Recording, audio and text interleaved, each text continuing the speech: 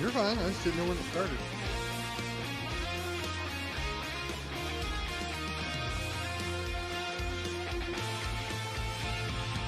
What time does this baby start? Right now. Will still getting on?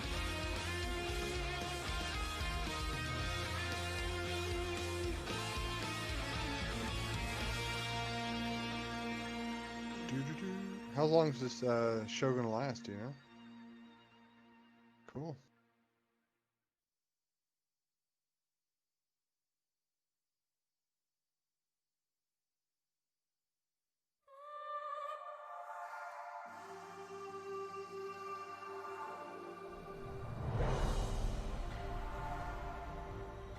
As you guys can see, I'm missing my left eye.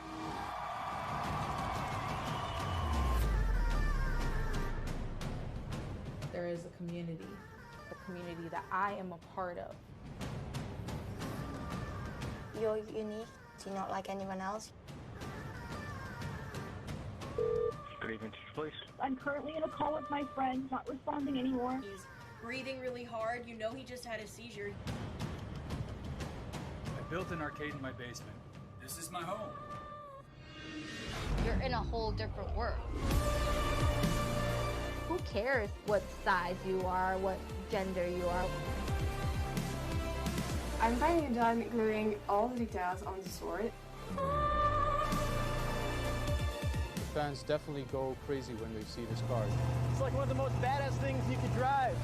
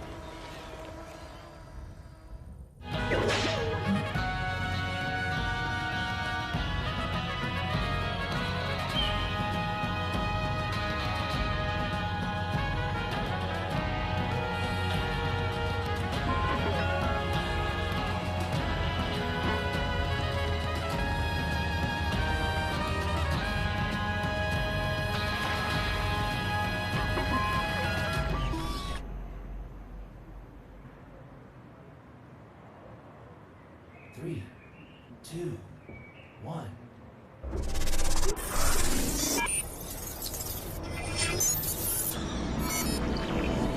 This is the PC Gaming Show. For the next 2 hours, we'll show you new footage and announcements for more than 40 games, including the next game from Dean Hall, the creator of DayZ, the world-exclusive debut of gameplay footage for Evil Genius 2, Ruthless Combat in Mortal Shell, Everspace 2, epic battles in a Total War saga, Troy, Torchlight 3, what's coming in the next chapter of Elite Dangerous, Mafia Definitive Edition, a look at New World, Amazon's upcoming open-world MMO. Why, hello there, PC Gaming Show. This is Greg Miller, just borrowing your broadcast for a moment to say that later on, I'll be dropping in again to reveal one of my favorite franchises that's coming to PC for the first time ever. If you can name this tune, maybe you'll recognize what it is. See you later in the show.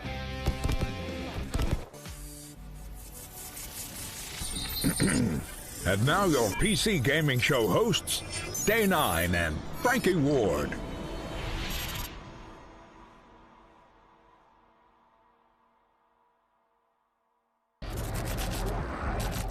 Hello, Internet. Welcome to the 2020 PC Gaming Show. I am one of your hosts today, Sean Day9 Plot, and I'm delighted to have you wherever you may be tuning in, Twitch or YouTube or Twitter.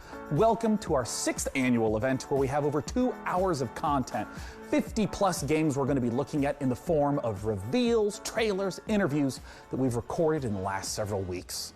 Before we get into that, though, I want to take a moment to address the ongoing situation in America.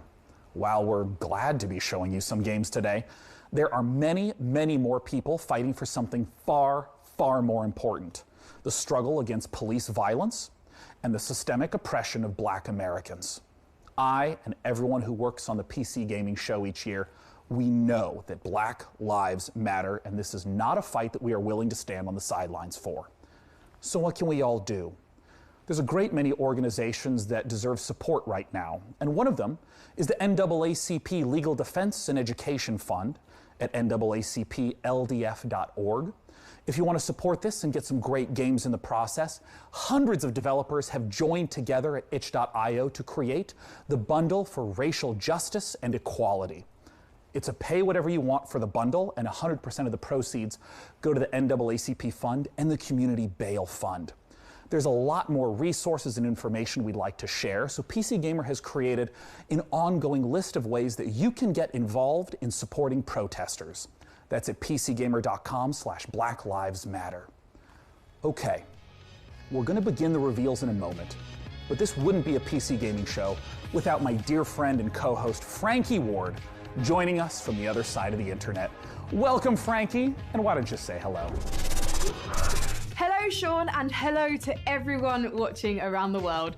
We're really excited to be with you again, and Sean, I've prepared a veritable smorgasbord of PC gaming interviews, trailers, and announcements. This year's show features the most games we've ever presented, so grab your beverage of choice, because it's go time. Thanks, Frankie, and I gotta say, your apartment looks quite a bit more like a music video than mine does.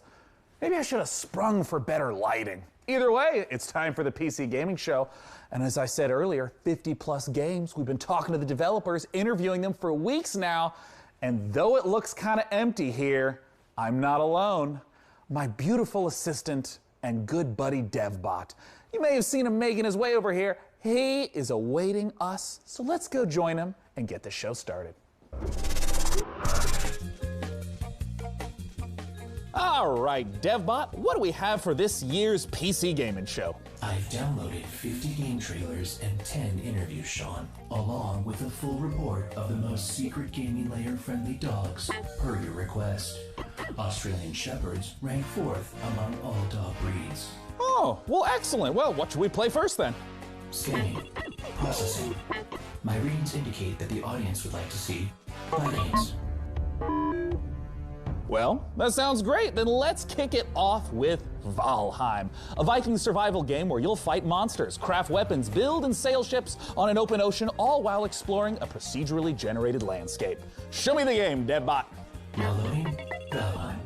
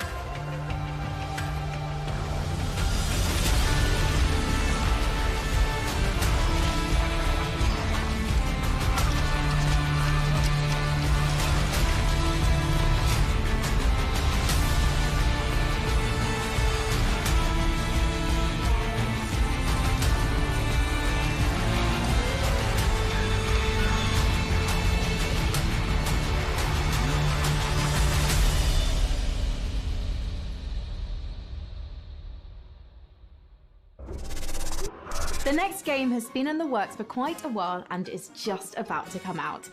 I've been following it the whole time, and if a...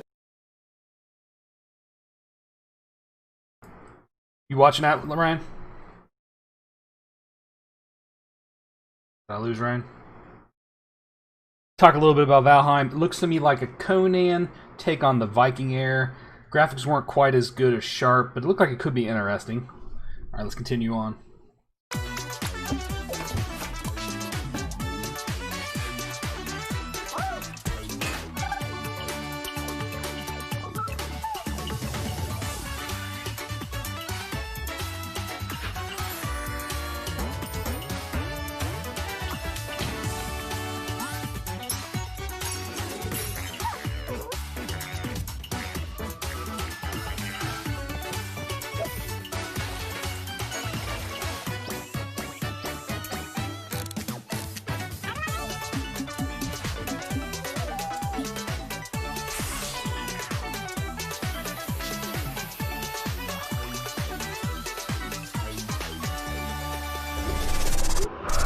Sean, I've selected the next game for the PC Gaming Show.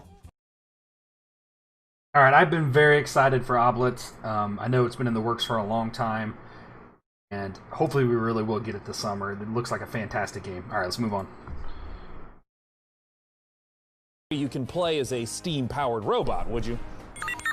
My game selections are entirely objective and determined by an algorithm that shows the audience only what it wants to see.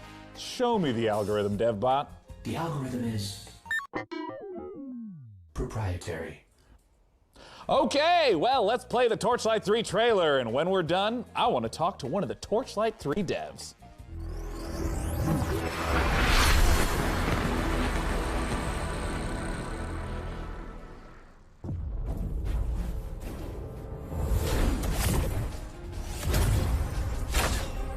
In a world of magic and mystery, will you choose fame? Will you choose fortune?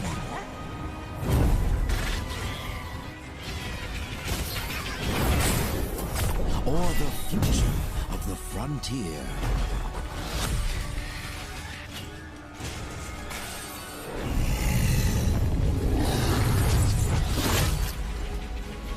Explore remote, perilous realms.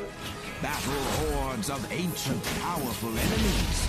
Unite with others to claim your fame and glory. Torchlight 3. Your legend awaits. Oh, DevBot, please connect me with one of those developers. You got it, Sean. Joining me today to talk about Torchlight 3 is Max Schaefer. Max, thanks so much for joining us. Hey, thanks for having me. I'm happy to be here.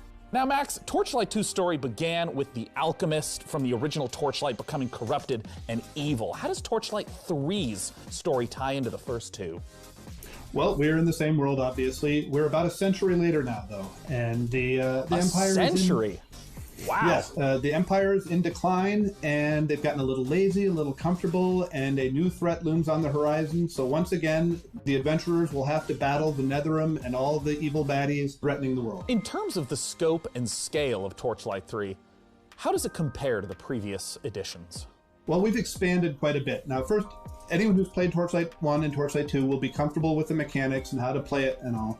But we've expanded and let players make their own mark in the world itself. Like, you get a customized fort that you can decorate, that you can build things in. You can do things that benefit your whole account, and you can put things in there that are useful to other players. And other players will see your fort randomly out in the world. I want to ask a little bit about the classes, because if you're an action RPG player, you may recognize something like a knight or a mage. But in Torchlight 3, we got the steam-powered robots. We have the rail master that can summon trains. Talk to me about not just what some of the classes that players can expect are, but how you even come up with this glorious stuff. Well, I think that you know, we've always wanted to avoid going like right down Main Street with our character classes and try to do something interesting. But at the same time, we wanted you to be able to look at them and get a sense and get a kind of an intuitive sense of what they do. And so we've applied that here. We've got some really fun characters, like you said, the fully robotic, steam-powered robot, and a guy that summons trains. But we've also got some other cool classes too, a sharpshooter and a dust mage. And honestly, they all have new twists, and they're all pretty fun to play. In terms of the game world itself, how specifically do the forts get integrated? What does it mean to stumble across someone else's fort as you're going through the world? Well, between our gameplay levels, we have passages, and when you enter the passage, there will often be a waypoint there, but there will also be someone else's fort. So you will see some random person from the world's fort, and they will in turn see occasionally randomly your own fort. And it's definitely worth exploring their fort, because you can not only use things like the luck tree, but you can use their enchanting table and whatever recipes they've unlocked to enchant your own items. So it's really worthwhile for you to go check them out. Now, pets were a big part of the earlier Torchlight games. What type of pet-based entertainment can we expect? We have expanded upon the pet system. It does all the things you want. It fights alongside you. It goes and takes your items back to town to sell. But we've introduced kind of a collection mechanic. So you can find pets out in the wild by defeating bosses and make a whole stable of pets that you, of course, keep in your fort. Now, Max, I know that the Torchlight series has an enormous fan base. For those who are looking to get their hands on Torchlight 3, where can they go and when can they play it? Well, I'm very, very happy to announce that we are available on Steam right now in early access for $29.99. Go check it out. It's available right this minute. This is the best kind of answer in the PC gaming show. You can get it now. Once again, Max Schaefer from the Torchlight 3 team, thank you so much for joining us. Once again, go to Steam right now to get your hands on the early access version of Torchlight 3. We're just getting started here on the PC gaming show. Let's take a look at what's coming up next. You're watching the PC. Yeah, I am. Did you hear that announcement?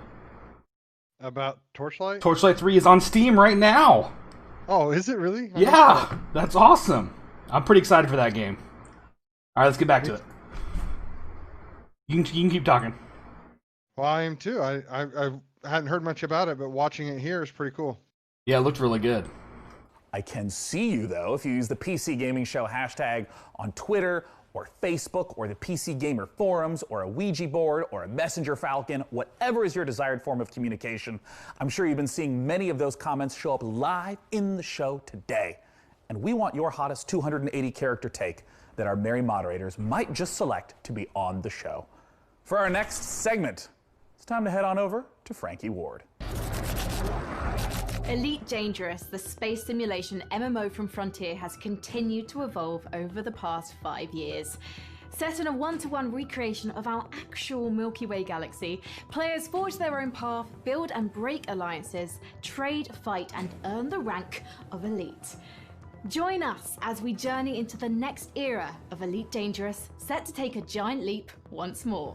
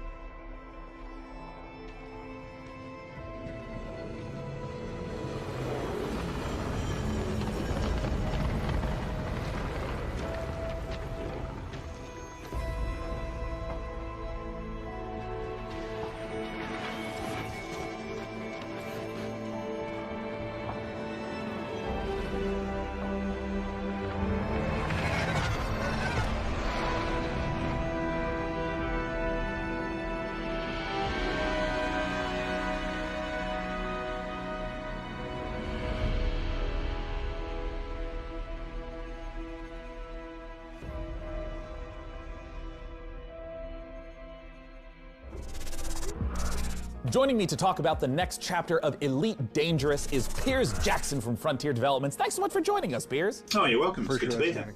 Now, I have a lot of questions about the trailer we just saw, but I'm wondering if you can contextualize a little bit for those who haven't played Elite Dangerous. What is it? So I think the best way of explaining what Elite Dangerous is to understand how big it is. We have created a title that's the most complete authentic space simulation of any game out there, and it's just vast. It's the whole galaxy. You can explore it. You can take your own path. You can be a pilot, a trader, a bounty hunter. You can do what you want. You can go where you want, and you can do your own thing. And it's that sort of freedom and the ability for people to tell their own story that I think makes Elite what it actually is. Now, in all the streams that I've been following for Elite Dangerous, there's a lot of gameplay that happens in ships. There's a lot of focus on the economy and trading.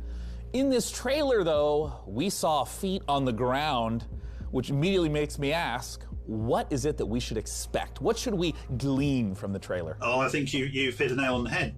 Ultimately, the big new feature that we're looking to release here is the fact that you can now, for the very first time, set foot on our planets. We've created the last edition, really, in terms of going from space all the way down to the planet's surface. So now you can set foot, you can explore, you can interact with the environment. And we've taken the mission-based gameplay and the idea of forging your own path and creating your own experience that the space game has, and we've transposed that right down onto the planet. For the first time, you'll be able to access a whole pile of new planets, all ones with tenuous atmospheres, and obviously you're going to be able to play this in multiplayer, so you'll be able to join up with your friends. You can experience the game from the ship, from an SRV, and finally from on foot. In what way will this ground, walking on the planet component transform the existing aspects of Elite Dangerous? I think it gives people a new set of experiences to have. We link all the way from ground to the buggies, the SRVs, all the way up to the spaceships, so that it becomes a holistic event. The design actually encapsulates the whole experience. In terms of some of the other systems that are on the planets, or various resources or points of interest, what are some of those that might tie back to some of the gameplay that someone would be familiar with? So we have new planets that you can visit. You can visit old planets, and we have refreshed the visuals on them, so you can really set foot and be the first to actually make footfall on a new planet.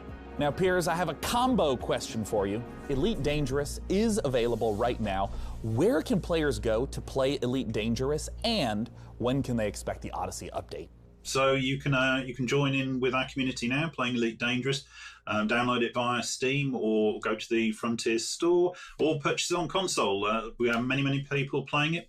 In terms of Odyssey, you can expect to see that next year. I hope you all enjoyed that conversation about Elite Dangerous. It's a treat to see the way the game is continuing to evolve. For our next title, we're going to be... Sean, I'm sorry to interrupt, but our broadcast is being... All right, Ryan, let's do it. Let's break down Elite. You there? I lose him every time I need him. All right, back to the show. I'll give the PC Gaming Show back to its usual host in a moment, but I couldn't let anyone else announce this next trailer, which is a game near and dear to my heart. Let's take a look. Every day and life to listen. You there? I'm trying to be. You're there. Okay, so let's break down Elite real quick. No one cares about this game. It looks good. I'm excited. I think it will infinitely increase the amount of interactivity that people can have. I mean, it's great to be in a ship, but when you can even, I mean, when it's challenging enough to fly beside somebody, I think being able to walk beside them and explore things together will definitely increase the playability of the game. Are you worried that it will get used like the Rovers did? Very rarely. I think the only thing that concerns me a little bit is that I think people have to realize that the game is going to get a whole lot smaller once you start getting on foot. You're not going to be able to, I mean, if the scale of the universe is anything to go by, there isn't going to be an ability to walk across the planet. Like you could probably put your guy and put the W key down, and he'd probably walk forever to try to walk in a straight line all the way around it. I mean, they've done a great job for scale in this game to begin with. So, is there going to be anything to do though, or is it going to be a waste of time? That's what I'm afraid of. Because I feel like that's what happens a lot with Elite. They have a lot of cool ideas, but they don't fully implement them. They leave them half there, like the landers, and I mean, I think even in the Kickstarter originally for this game in 2012 or so, that they said that you would be able to walk through your ships and stuff. We still don't have that. I mean, now it sounds What? I've lost you again. Your connection is terrible. All right, let's get back to the show.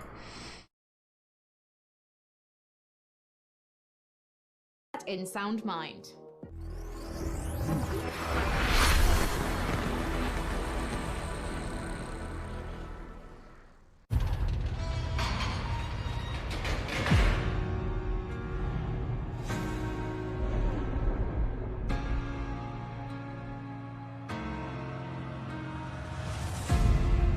They say fear is just a state of mind. A locked door that traps you inside it. But once you find the key to your terror, fear will no longer exist. What a bunch of bullshit.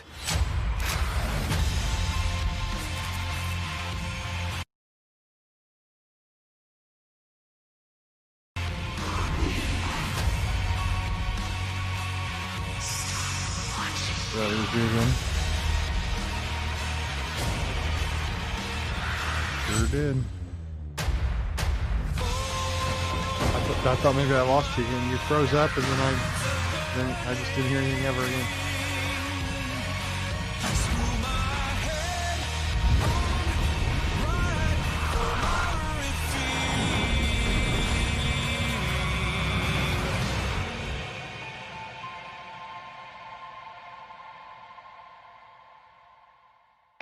Hey everyone, I'm Ido, producer at We Create Stuff. Hey, I'm Chen, creative director. Hey, Tombstone here. We're the developers who brought you Nightmare House 2, and now we're back. We've partnered with Modus Games and The Living Tombstone, and we're working on a new indie horror game, In Sound Mind. Demo is now out on Steam. Let us know what you think. Thanks. Thank you. So hey DevBot, how did you... I'm not gonna lie, I like those developers. They got quick and to the point, and they got a demo out already. I'm not into horror games, but it didn't look bad. What do you think? Same. I only got about see half of it once everything sort of unfroze, but it reminded me a lot of that, what was that really popular VR horror demo that came out a while ago that everyone sort of referred to? Resident Evil? No, there was, like you were in a house. Something Silent Hill, maybe. Okay. But ever since the 1991 documentary Terminator 2, nobody in Los Angeles trusts robots.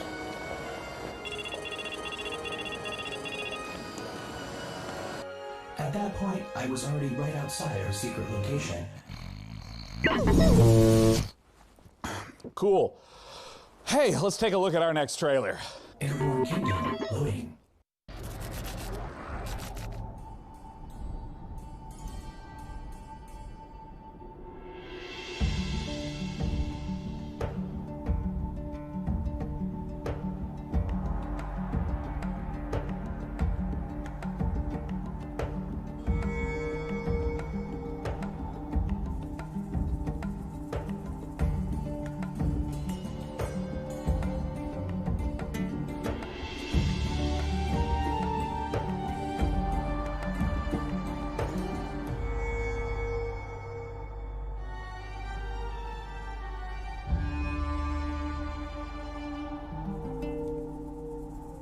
Is this Raft in the air?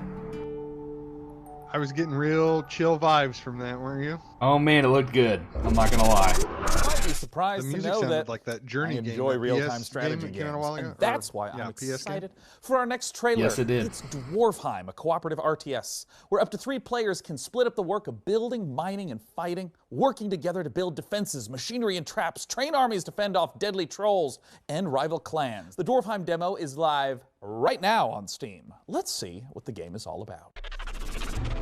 Ever since the fall, dwarven clans live scattered across Agartha. They toil every day in the dark and dirt. They try to protect what little they have from rival clans and the vile creatures that roam these lands.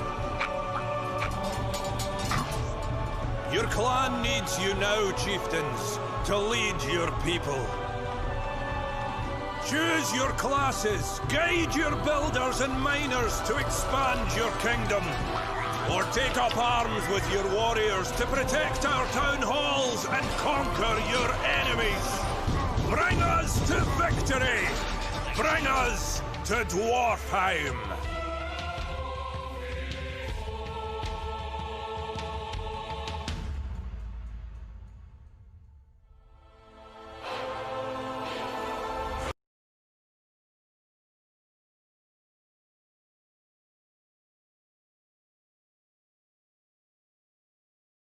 Publisher New Blood Interactive.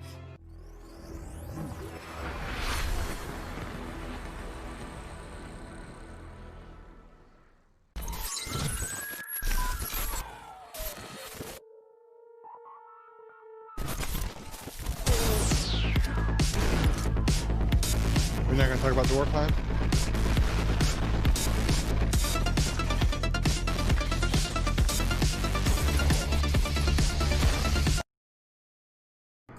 I don't really think I was impressed by Dwarfheim. What did you think? It looked like a mobile game, but when I went into the Steam store, it basically said RimWorld and Prison Architect, so... Maybe we need to check it out. Did you seen it was a multiplayer beta already? I didn't see the beta. I just went to the store and put it on the wish, or put it on the interested list. Yeah. I was thinking right away. So it says one person will build, one person will fight, and I can't remember what the third person was supposed to do, but I was trying to decide what would be each of our roles. Yeah, I don't know. It'd be interesting to see, because I think we know what Will would do. He would want to fight, I think. I don't think we could get Will to play it. That's true. Too much like RimWorld. That's true. We'll have to check it out. Open beta multiplayer. Cool.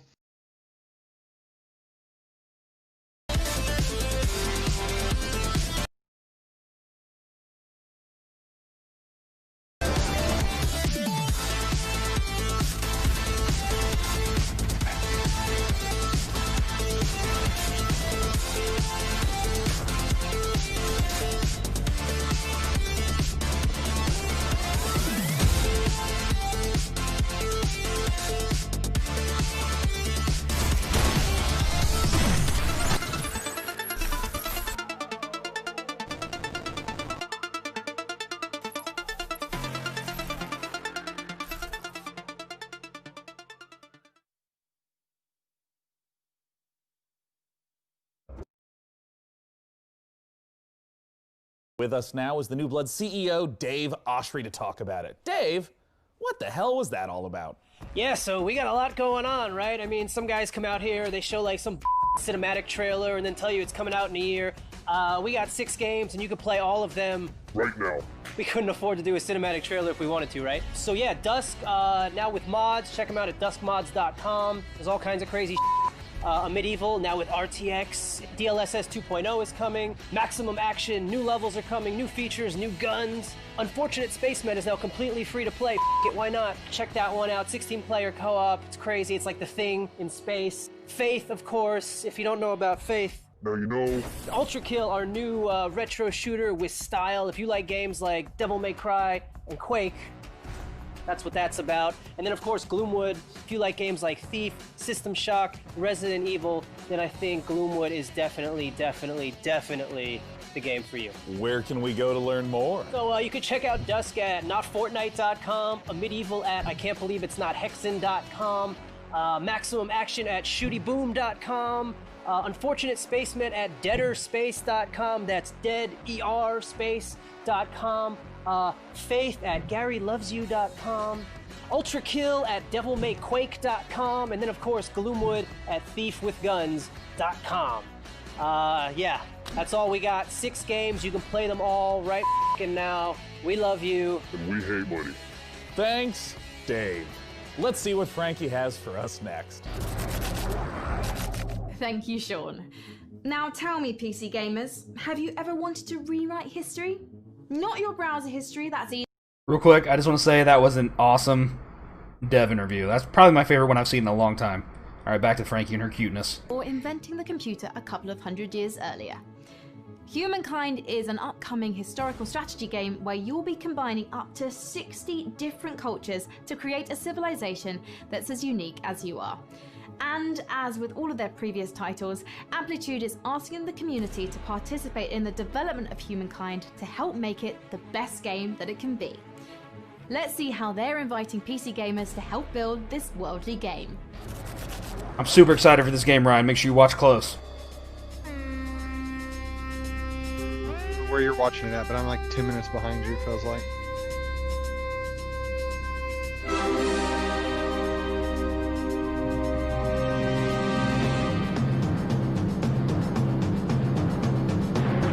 Kept stopping on me. Something's going on with my network, maybe.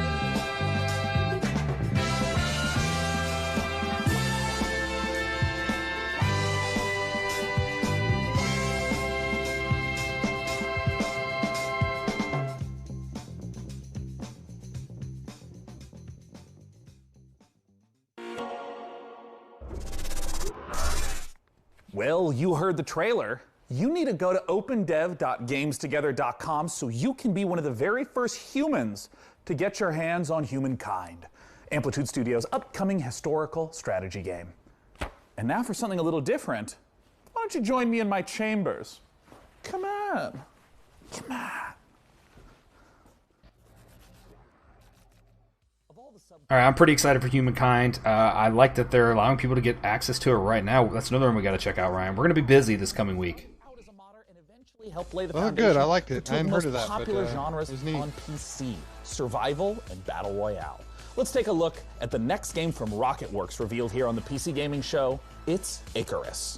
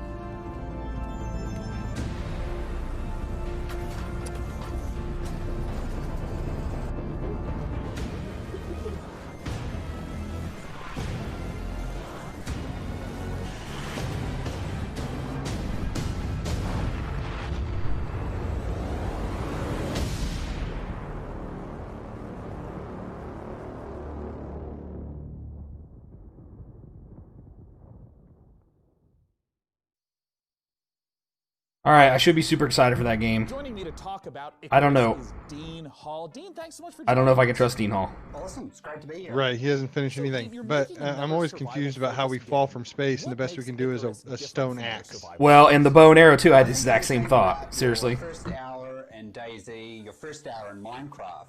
Really, what we're trying to do is. It's got the internal timer of oxygen too. That's rough, man. Game where you can do that over a long period of time, and you can progress through the survival experience. So it was really getting back to the roots of what a survival game is and what makes those moments that you get in them really intense and emotional. If you can just walk me through like the basic loop. If I just open up the game, do I start out on the ship itself? If you think about the orbital station as your apartment in GTA, you can invite your friends in and prepare for what we call a drop. And then you select a prospect. And the big challenge of the game, and the way to fail it, I guess, is to run out of time on the drop. Let's say I'm on a 30-minute mission. I have a particular resource I've set out to snatch up. How does the gameplay of that 30-minute period differ from other survival games? I suppose there were three key things that I felt needed to be addressed before I made another survival game. The first was the ability to scale. By breaking your experience over months and years into sessions, that allowed us to address scale. So you still can do all the things that you do in a normal survival game, building bridges, roads, all those kinds of things. But you're doing it with a medium-term focus. The second was pacing and clear direction, which is helped very much by the structure that we're putting around the session. And the last one is really focusing in on those core survival mechanics, which I really feel is the whole reason that survival as a genre connects so emotionally with players. I guess I was a little surprised to hear that there are 20-minute drops as well as multi-day drops. What are the sort of time ranges we're looking at? Are there different like categories and tiers of drop length? Yeah, so it really depends on your level as you progress through the game. So early on, we're really just introducing you to more safe environments. So say a daytime drop that only lasts 20 minutes. You're only going to be facing the game during the day. As you progress on, you can take on and get access to prospects that have much longer drop windows, but that means you're getting a cycle of day-night. And night, particularly for most of our biomes, is definitely the most dangerous. I want to ask a little bit about what failure means in Icarus. I mean, in the trailer there was someone that fell down and you just ominously talked about the dangers of being left behind on the planet. What happens if you don't make it back to the ship in time, die on the planet? What happens? If you think about DayZ, when you get shot, it's a very binary event that happens and there's nothing you can do, it's just over. And there's a certain charm to that. Everything's gone. Yeah, there's a certain charm to that. But I think if we look about... charm. I like your use of the word charm there, for sure, yeah. Yeah, like, there definitely is. But I think with Icarus, we've chosen one failure state. If you run out of time on your drop, that character and all its equipment is gone. Yeah. So we wanted to make that terrifying, and that's why our tagline is, there are worse fates than death. So it's getting left behind. If you miss your rendezvous window with the orbital station, then that's it. Everything that you've deployed on there, your character and all that progression of that character and all that equipment is just gone. And that's our one failure state. If you run out of oxygen, someone can come and revive you. If you get attacked by this particular animal and damaged, someone can heal you. But if you run out of time, it's over. I'm curious, I mean, there's so many elements. There's so much ambition. I know there's a lot of PC gamers that maybe feel like you abandoned DayZ, other projects. What do you have to reassure those people that you're committed to Icarus? Well, I think a big thing for me is you know, Bohemia was an existing company, and I definitely felt like I was pulling them in a direction that was hard for them to go, and they probably felt like they were pulling me in a direction that I didn't want to go. And it's really been a bit of a struggle for me to develop and not only the studio, but myself as well. There was a whole bunch of things I had to learn. I had to learn many of those things through failure. The solution there was to make sure it wasn't just a Dean Hall game, but it was a game built by incredibly skilled people. And we managed to assemble, I think, definitely one of the best teams I've ever worked with, an exceptional concept team through to a technical and production team as well. Well, I know there's a ton of people that are interested in my very next question, my favorite question. When can people get the opportunity to play Icarus? That is a good question. So we're looking at sometime next year. Our development is very advanced at this point. Our biggest question really is content. So, you know, we're making the game free to play because we wanted to maximize the number of people that play it. And we're acutely aware a number of our former staff are ex-Grinding Gear Games who made Path of Exile, very talented in the free-to-play area. So we're very cognizant of how much content we need to provide gamers.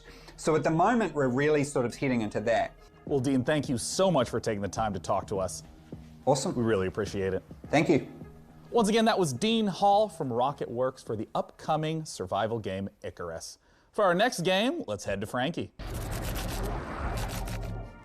When you're an evil supervillain, it's important to have your own sense of style. What? Evil Cat Psychics are so 2019.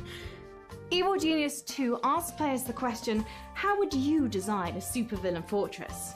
Would you build a pool filled with laser sharks, or would you just give all the home appliances RGB lighting?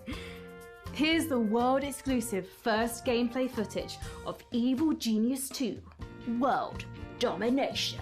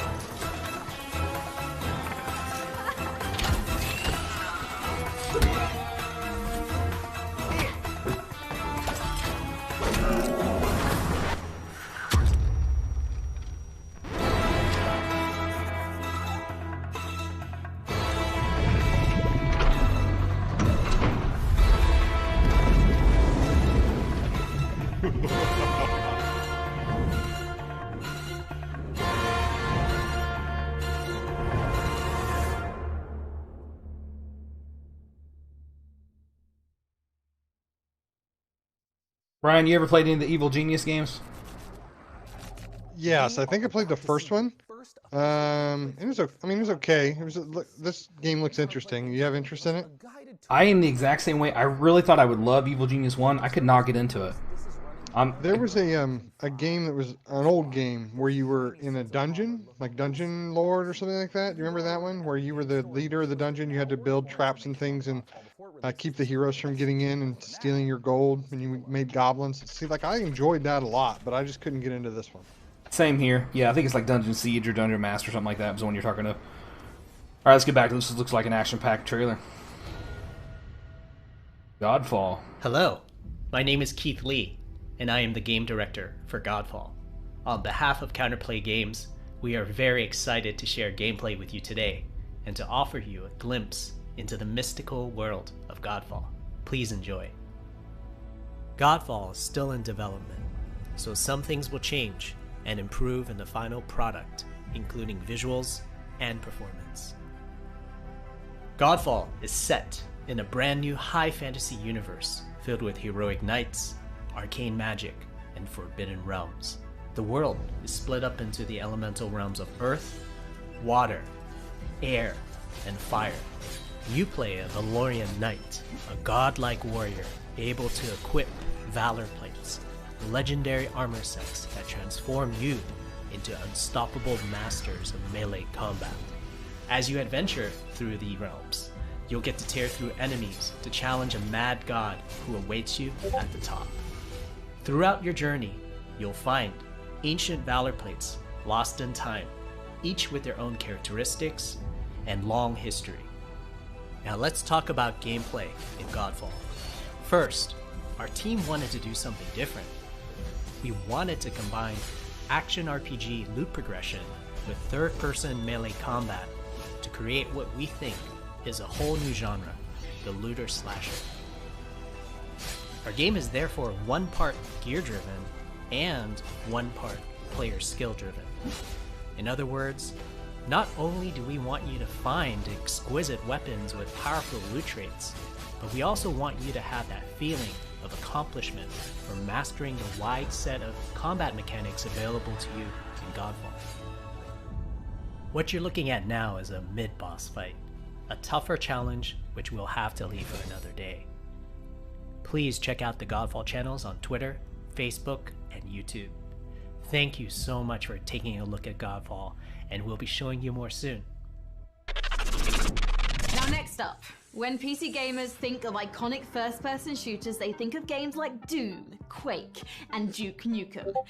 Our next trailer shows a project that celebrates the proud heritage of sci-fi FPSs while taking advantage of some very modern visual effects, like glorious enemy dismemberment. From Bounding Box Software and Humble Publishing, this is Proteus.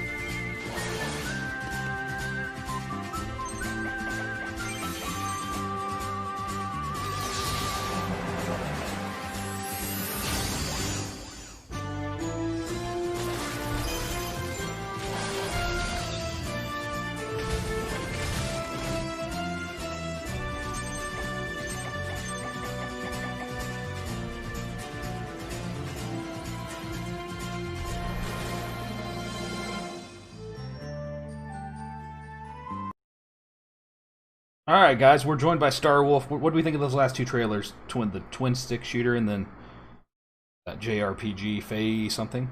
Any thoughts? I really like the look of them, you know. Like was that like an FPS then? I think the first one was. I've only been tuning into the other stuff mainly because the Torchlight 3 had me pumped. Yeah, that's pretty awesome. And I already bought it. I had my hand on the buy button. All right, back to the trailers. Here we go.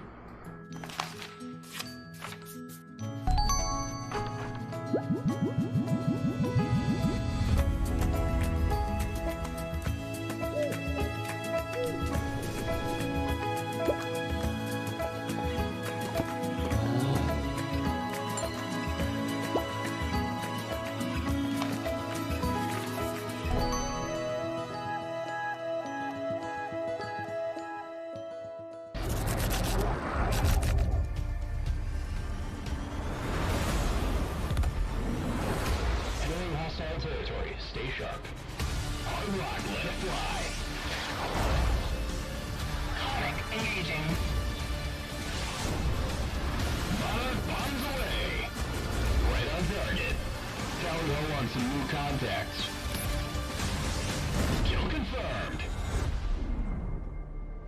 Good work, Hitman team. Return to base.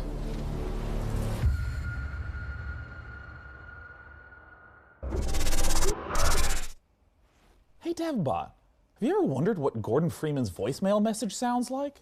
Sean, that is an intriguing inquiry. However, something is wrong. I'm receiving an external transmission. Why does this keep happening, Devbot? What's with the security? Have you upgraded to Service Pack 2 yet? The transmission is coming from a powerful space satellite. Greetings, PC Gaming Show. It is I, your supreme leader, Kane. I am commandeering this broadcast to deliver an important mission briefing. You must capture the GDI base marked at these coordinates. This is a strategically significant I'm just kidding, it's me, Joe Coogan! And I can take over this broadcast because I do what I want. Look, you know Command & Conquer has been a major part of your life. It's certainly been a big part of mine. The Command & Conquer Remastered Collection recently launched for PC, and it is an awesome way to relive this classic game with a bunch of new bells and whistles. I mean, who doesn't like 4K graphics, quick matches in multiplayer, or modding, am I right? I personally want to send a big shout out to all you PC gamers who have kept the legacy of Kane alive over these last 25 years. I mean, I live in death, I guess. Thanks for letting me interrupt, and I hope you guys enjoy the rest of the show. For the glory of Nod! Tell me, PC gamers, do you have any rare action figures? Perhaps you're one of the lucky owners of an out-of-print collectible, something you'd never trade away in a million years. Our next game is a celebration of toys and art. On its surface, a game about collecting, customizing, and trading, but it's also a highly social playground for creativity, one where you can make your own levels and gather with your friends to hang out, play mini-games, and create together. This is Blanco's Block Party.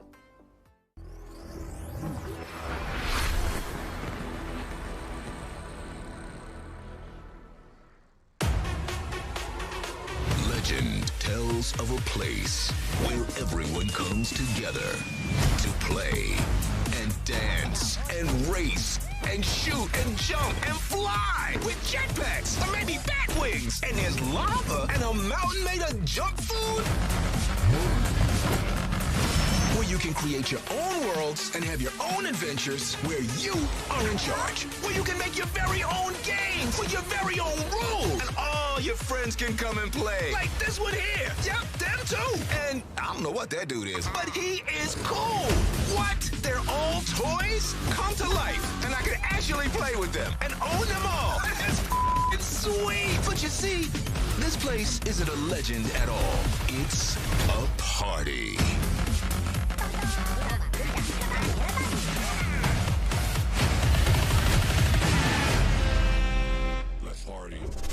Here to bring us the inside look at Blanco's Block Party is Jamie Jackson from Mythical. Jamie, thanks so much for joining us today. Hey man, thanks for having me. I would love if you could just address what is Blancos? Blancos it's a game about vinyl toys kind of coming to life and where they go when a human leaves the room. But it's also more than just a game. It's a place for content creators and gamers and collectors to come together and hang out. They really want to play, and you can have. All right, guys, what do we think of Blankos? But you can also drop the toys in. So the first toy you can play. You mean Sphero? Sphero. Or Sphero's Adventure? It's strange. It's like they're trying to rip off Roblox, but they like fake cuss in their own commercial. I thought that was a weird cuss too, since this looks more for kids. I don't know what crowd they're really targeting with this. My daughter, my 9-year-old daughter, and my 5-year-old daughter would probably like it. I don't think I would have much fun with it, but. It looks pretty random, but yeah, it doesn't look like it's targeted for people like us. They all survive on good vibes. That's kind of what. So why did they cuss? That was just you're right. It was a weird interjection. Yeah, maybe they're going for the Fortnite crowd, the teenagers. I mean, they are doing those like Fortnite type dances, so that would make sense. And it could be if they make the guys look like Funko Pops, because I'm assuming you have to buy the plastic toy in order to get that guy inside the game. Oh, you think it's one of those deals like the Switch does?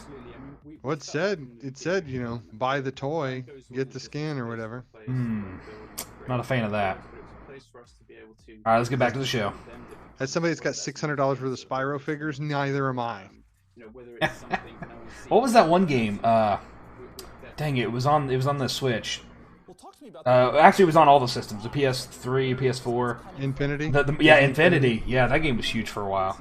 I got some of those too in my house. So we're really stoked we've been able to work with some of my favorites toys up over the years. So John Paul Kaiser is a great artist from the UK. I ended up buying some of his toys in New York about 6 years ago, and now we get to work together and bring his toys to life in the game, which has been great fun. James Groman, who I think just kind of really epitomizes vinyl toy design, just those clean vector-based lines. And one of my personal favorites is Pete Fowler, who for me was kind of one of the grandfathers of vinyl toy design.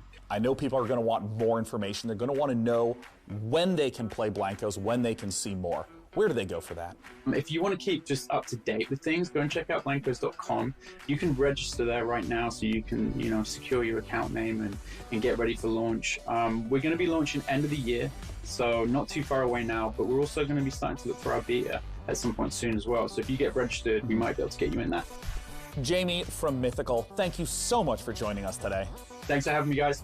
Once again, the name of the game is Blankos Block Party. Let's take a look at what's coming up next at this year's PC Gaming Show. You're watching the PC Gaming Show, presented by PC Gamer. Stay tuned for more trailers, announcements, and footage. Coming up later, we celebrate the 20th anniversary of A Total War. What's next in Escape from Tarkov? The reveal of horror strategy game Rogue Lords, and more. Back to you, Frankie.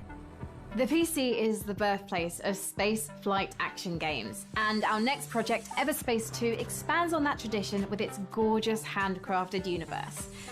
The focus here is on exploration and dogfighting, with alien species standing in the way of outfitting your ship with unique modules, weapons, and devices. And, as we're about to see in this next trailer, combat won't just take place in the cold vacuum of space, but also the atmospheres of planets themselves. Here's Everspace 2.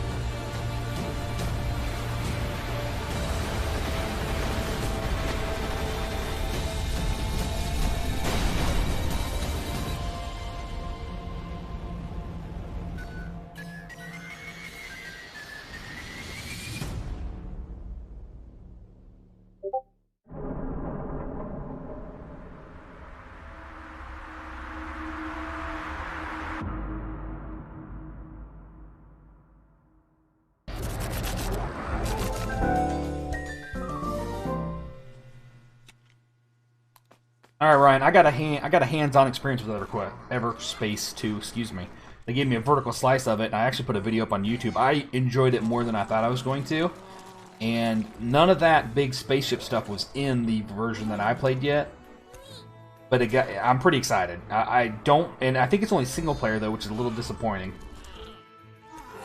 What'd you think of Everspace?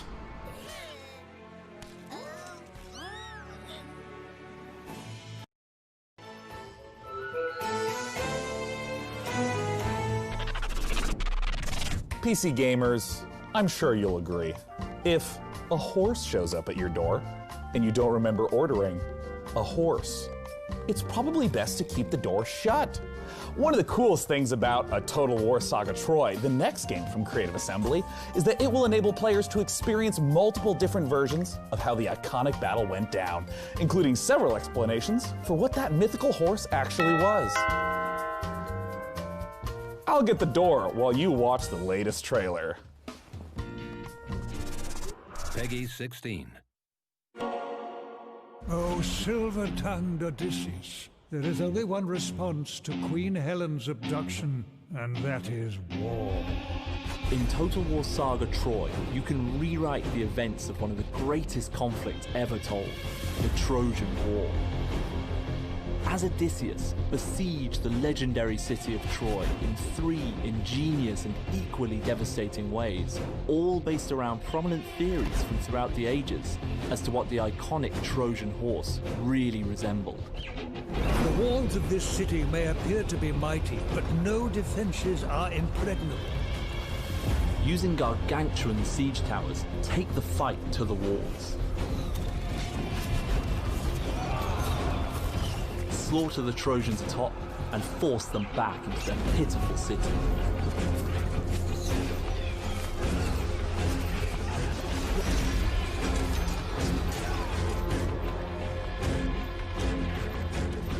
The enemy are unaware of your presence. Position your troops to retain your advantage once the attack begins. Sneak troops into the city in a vast, horse-headed vessel fit for the gods. Under the cloak of darkness, use guerrilla tactics to sabotage the unbreachable city gates, leaving the Trojan warriors defenseless, allowing the Achaean soldiers to begin razing the city to the ground. Their walls have been breached. Even the greatest defenses cannot stand against nature's might. In a land ravaged by earthquakes, patience is rewarded. Send your troops forward. Troy is yours for the taking.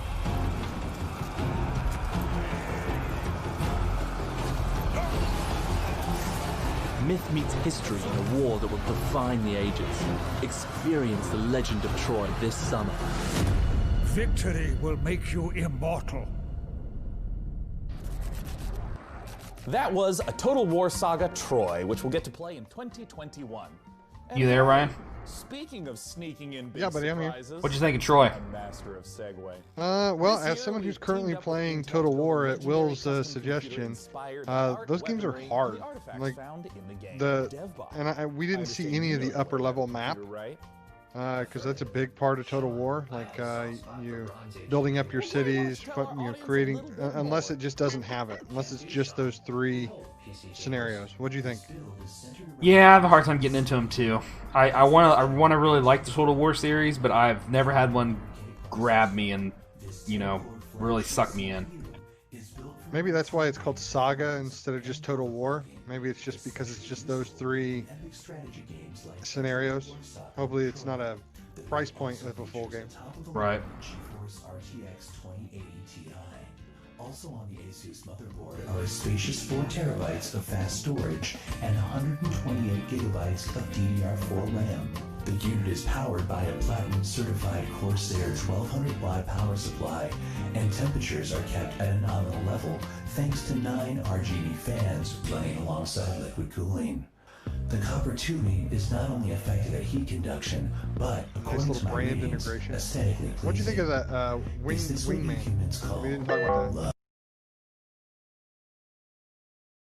a passion. When we build a PC, Wingman or Everspace? Everspace, it looked pretty. It looked like pretty much everything else. But Wingman was a Humble Bundle game. It was right before Carto. Okay. I like too, but yeah, it looked very much like a Humble game. They always seem to look about the same. It's kind of weird. You ever notice that? Like the same art, like the same kind of almost kiddie graphics. But yeah, it looked okay. What'd you think? It's nice to have like updated Top Gear or Top Gun. Right. Working with Intel and a Total War Saga Troy on a very special custom PC project that we're thrilled to debut at the. This is a weird advertisement, isn't it? Join me in a 4-part video series as I take you. Yeah, I didn't quite get it, but it is what it is. We begin with the inspiration and design phase, where we figure out how to take the amazing design assets from a Total War Saga Troy and functionalize them to house our best-in-class components, like the 10th gen Intel Core i9-10900K processor. Then I'll show you how I assemble, finish, and test this one-of-a-kind PC. So a what's big thank you what to game are you most Intel and excited about Creative that you've Assembly seen for so letting far? me work on this incredibly fun and challenging project. I hope you like it. Oh man. It looks You know, honestly, and I've never played Torchlight all the way through. Probably Torchlight 3 right now. And I have even better news. Yeah, me too. Because of the co-op and it looked the most polished and it's out got right the now. legacy it's got the legacy to warrant some hype. Oh yeah, I know people love it. I just have never really gave it a good shot. So I'm hoping, you know, we can give it a true play. A true dangle. Last year, Remnant from the Ashes challenged gamers to take on monstrous creatures in a post-apocalyptic world. Today, we're excited to announce the biggest update yet for the game, upcoming DLC that will conclude this thrilling saga. The fate of humankind is at stake. It's time to bring an end to the root once and for all. This is the world reveal of Remnant from the Ashes, Subject 2923, available August 20th on PC, Xbox One, and PS4.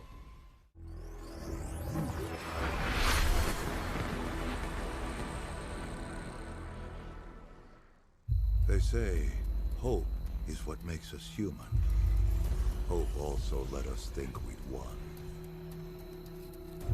But the Root have another gate somewhere. Another hole we have to plug in our sinking civilization. Maybe the Root's not the only thing we need to worry about.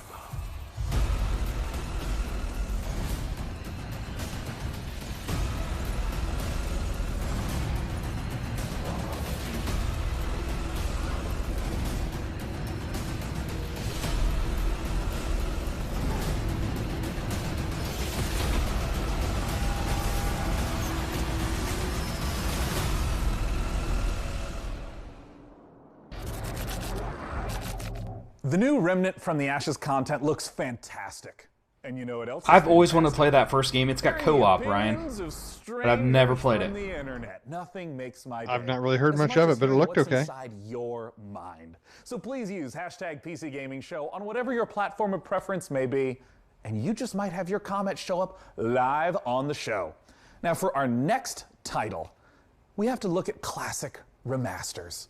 Capcom has been updating the original Resident Evil games, and in the same vein, 2K is now updating Mafia. The original Mafia trilogy is getting a full definitive edition remaster, with the original game, the 2002 Mafia, getting a full ground-up remake with 4K support. We got a brand new trailer for you, so let's take a look at Lost Heaven 2 decades later. Hey, Tommy. Detective Norman. How long you been in town? 3 years.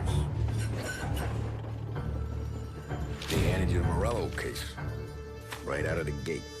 That's what the paper says, ain't it? And what's it to you?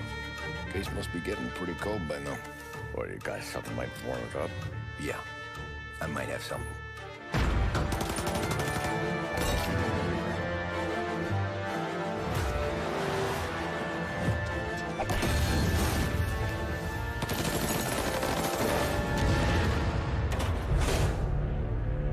What do they call you, son? Thomas. Thomas Angelo, sir.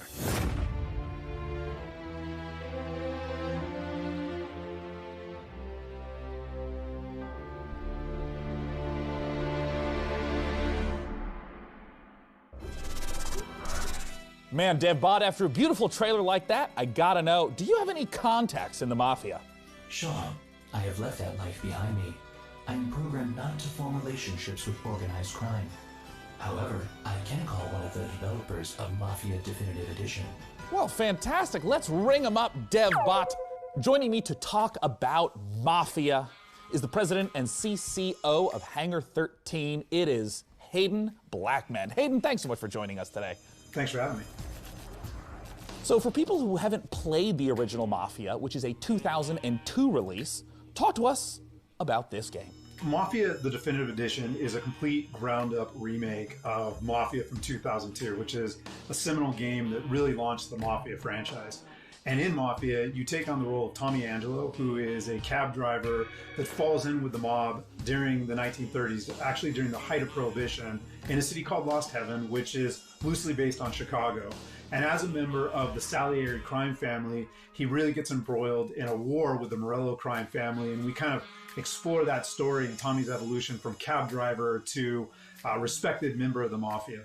I feel like in the last 10 years, we've seen HD editions, remasters that are more graphical updates, but my understanding is that this is far more than just a new coat of paint on a game from 2002. Talk to me about what a remake means. Everything was rebuilt, so every asset, every cinematic was reshot, and all the gameplay was completely redone. Now, we've kept all the same big beats from the original game. The story is the same for the most part. All the big plot points are there. All the missions are there and represented. But again, everything was completely rebuilt from the ground up in order to kind of meet the expectations of today's gamers and take advantage of today's technology. The location in pretty much every open world game is a central character. In 2002, we have seen a ton of gameplay changes between then and now, 2020. Can you talk a little bit about some of the ways you've updated the open world setting and maybe some of the new mechanics that players can expect?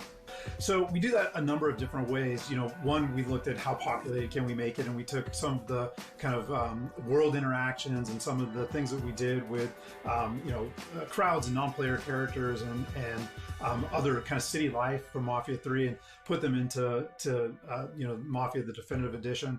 But we also looked at, are there ways for us to kind of redesign the city so it's more fun to drive around? You know, do we need to widen the streets? Do we need to make sure that there's not as many 90-degree turns so that you can kind of coast around corners? And as we capture the feel of the vehicles, are there things that we want to do to make sure that the roads have grip or they're slick in the rain? And so that, I think, brought a lot of life to it as well, because most of the way that you engage with the city is through driving. I mean, speaking of rebuilding things from the ground up, I gotta ask you about the cinematics. I mean, they looked gorgeous in the trailer. Yeah. And I mean, what was the process of rebuilding all of those cinematics? For us, it was really, how do we recreate these, again, taking advantage of some of the cutting edge stuff that we've been doing at Hangar 13. So, we have, really great facial scanning and likeness capture technology, a state-of-the-art mocap facility. So we really wanted to take advantage of that for, the Definitive Edition. So we did go in and we rewrote all the cinematics, again, to add some of that language and add some of that character development and maybe some of that clarity that we were going for without losing the essence of each moment. Well, now it's time for my favorite question. Yeah. When can we play Mafia Definitive Edition, and where can people go right now to learn more? Sure. So we are looking at an August 28th launch date, and we still, have a ways to go, and we're working on that kind of final polish push right now, but I'm really confident, really bullish in that date right now. If you want more information, you can go to mafiagame.com. After seeing the trailer, I personally am hyped, Hayden. Thank you so much for joining us at this year's PC. All right, Ryan, have you ever played Mafia? Mafiagame.com.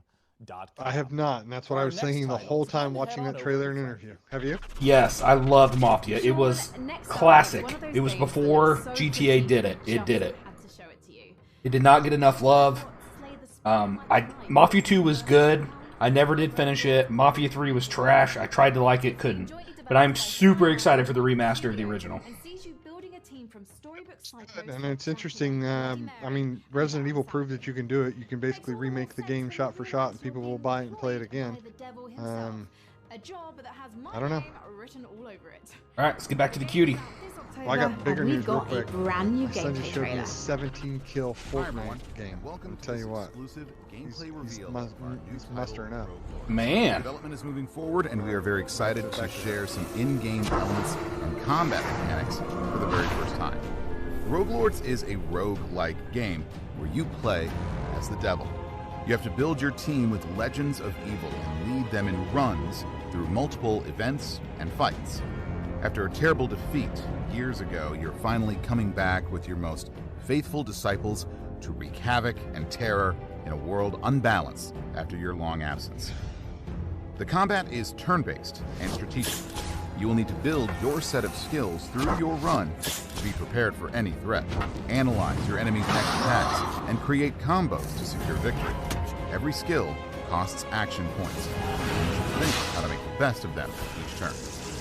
When one of your disciples becomes vulnerable, your own health bar is exposed, which is persistent during the entire run. If your health is reduced to 0, your run is finished. In Roguelords, you are the devil, so you don't have to play by the same rules as mortals. When the situation becomes tricky, you can use souls to play with the interface and change an enemy health bar, for example. This is an expensive trick to use, but very powerful and useful in the most difficult fights. Thank you for watching the video. Stay tuned for more info coming soon. See you next time. If you're a big fan of roguelites, you know they're known for two things: procedurally generated worlds and permadeath. Our next game, Unexplored 2, puts an interesting twist on these ideas. What if your character's demise changed the game world itself, altering it for all of your future playthroughs? From developer Ludomotion and publisher Big Sugar, this is Unexplored 2: The Wayfarer's Legacy. When called upon to be the next Wayfarer, will you answer? When tasked to take your place in a long line of heroes, will you waver? When challenged to forge your legacy out of strife, hardship, and magic, will you be victorious? This is our world. It is your burden. From beyond the gate into the First Valley, there is no return. Will you be ready? The latest update for Dauntless is the most ambitious chapter yet for this online free-to-play RPG. In Call of the Void, players unravel a mystery surrounding an ancient civilization, culminating in a showdown with a new otherworldly behemoth. And as a nice little bonus, if you go to playdauntless.com right now and use the code PCGamingShow2020, you can get some free in-game rewards. Nice. Let's take a closer look at this update that's available now in Dauntless. This is Call of the Void.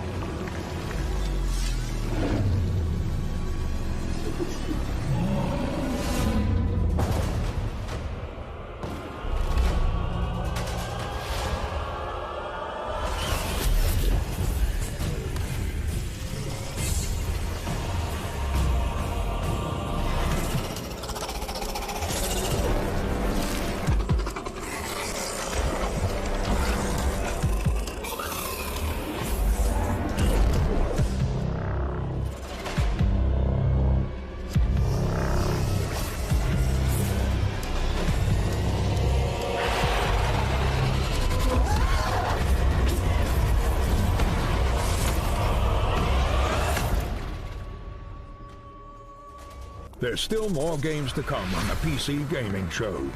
Here's what's around the corner. Take a closer look at Blightbound, the new action RPG from Devolver. A special collection of exciting independent games coming to PC. Back to you, Frankie. There aren't many games about being in nature, which is why Among Trees caught my eye. In this first-person survival sandbox, you get to explore a colourful, breathing world that's full to the brim with life. Just don't go wandering around like Snow White. Wild, deadly beasts share this painted world with you, and you'll want to move carefully to avoid their bitey bits. Produced by a 3-person team out of Sweden, this project demonstrates the creative power of independent creators on PC.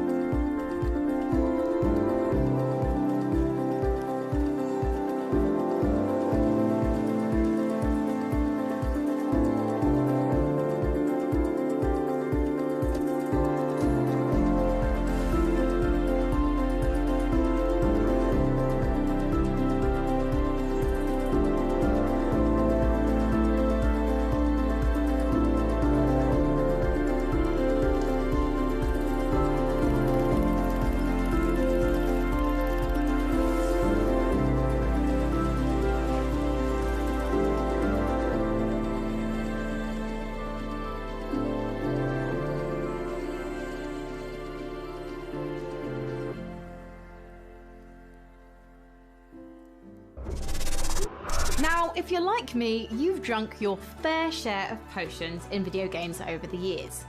But you've probably never stopped to consider the business side of these magical elixirs. In Potionomics, you're a witch who must save her potion shop from the clutches of greedy loan sharks, bartering and haggling with a slew of demanding customers. Let's take a closer look at this unique fantasy concept.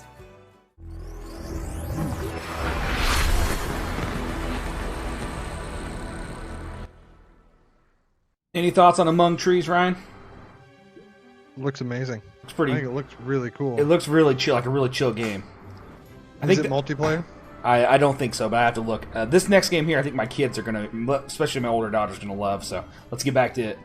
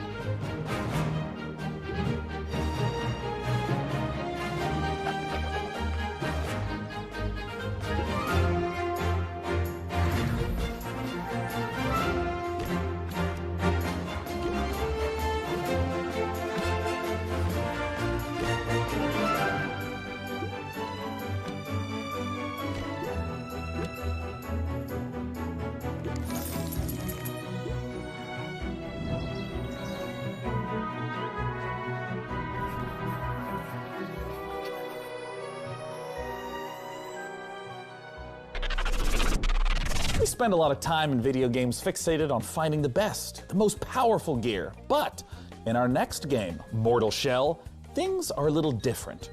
You aren't scouring a dungeon looking for a +1 sword. You're exploring a shattered world for the remains of defeated warriors that you then possess like a ghost. These are the Mortal Shells, and they're much more than mere pieces of armor and stats. Each one has a complicated backstory, a playstyle, and an identity that might give you mixed feelings about the body you're occupying. Coming later this year exclusively to the Epic Games Store on PC, let's take a look at this gorgeous and brutal action game, Mortal Shell. I foresaw this. Scratched sigils on the walls. Counted the days until you'd come. 1,000,000 eyes peering across time and space, yearning for a glimpse of the unknown. PC Gaming Show. You seem different.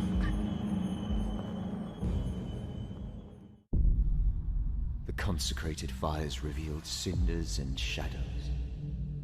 But beneath it all, no monsters, no gods, only oblivion.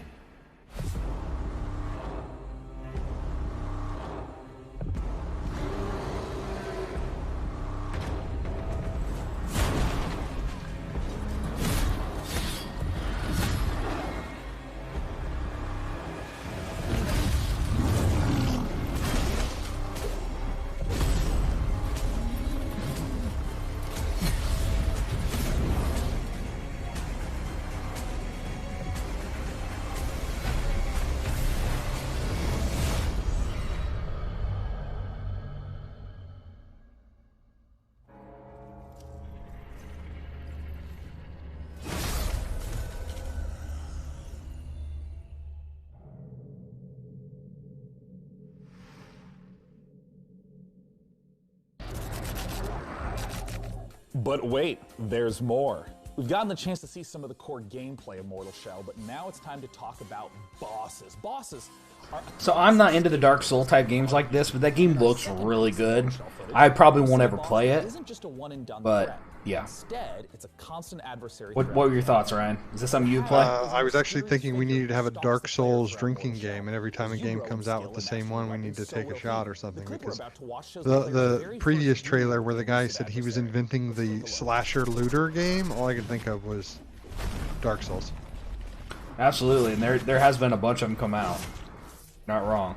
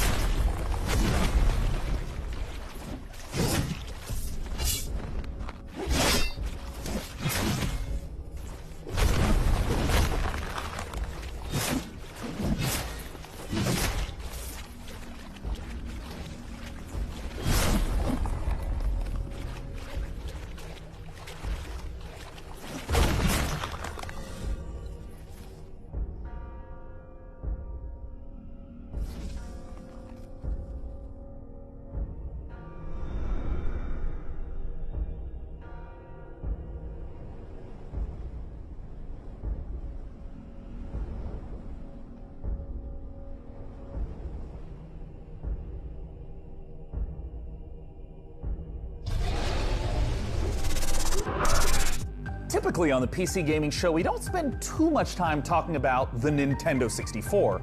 But the beauty of PC gaming is that one way or another, almost all games find their way to us and are often better off for it. After giving Blade Runner and Turok the Remaster treatment, Night Dive Studios is now modernizing Shadow Man, a 1999 cult classic. They're adding in support for 4K and widescreen plus a whole suite of cut content from this dark action classic. Let's take a closer look.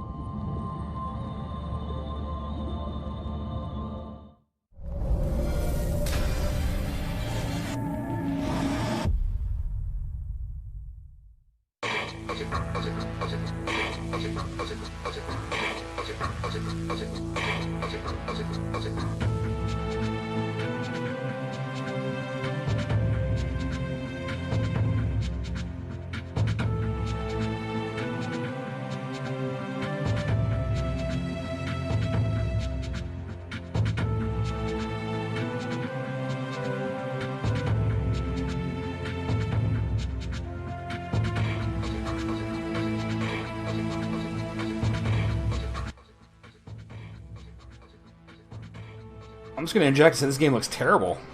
Is this impressing you at all, Ryan? No. Did you play any of the Turoks they did? No. They gave him a couple Humble Bundles away, and my son and I tried to play them. They're terrible mechanically and visually and everything. So is this the one from 1999 or is this the remaster? This right here is what Turok looks like. I'm guessing this is what their remaster is. Oh my goodness. This looks like the original Tomb Raider. Like from probably 2001 or something. I don't know. Yeah, it does. All right. Well, good luck to them. All right. Back Not to my the cup of tea. Yeah, back to the trailer.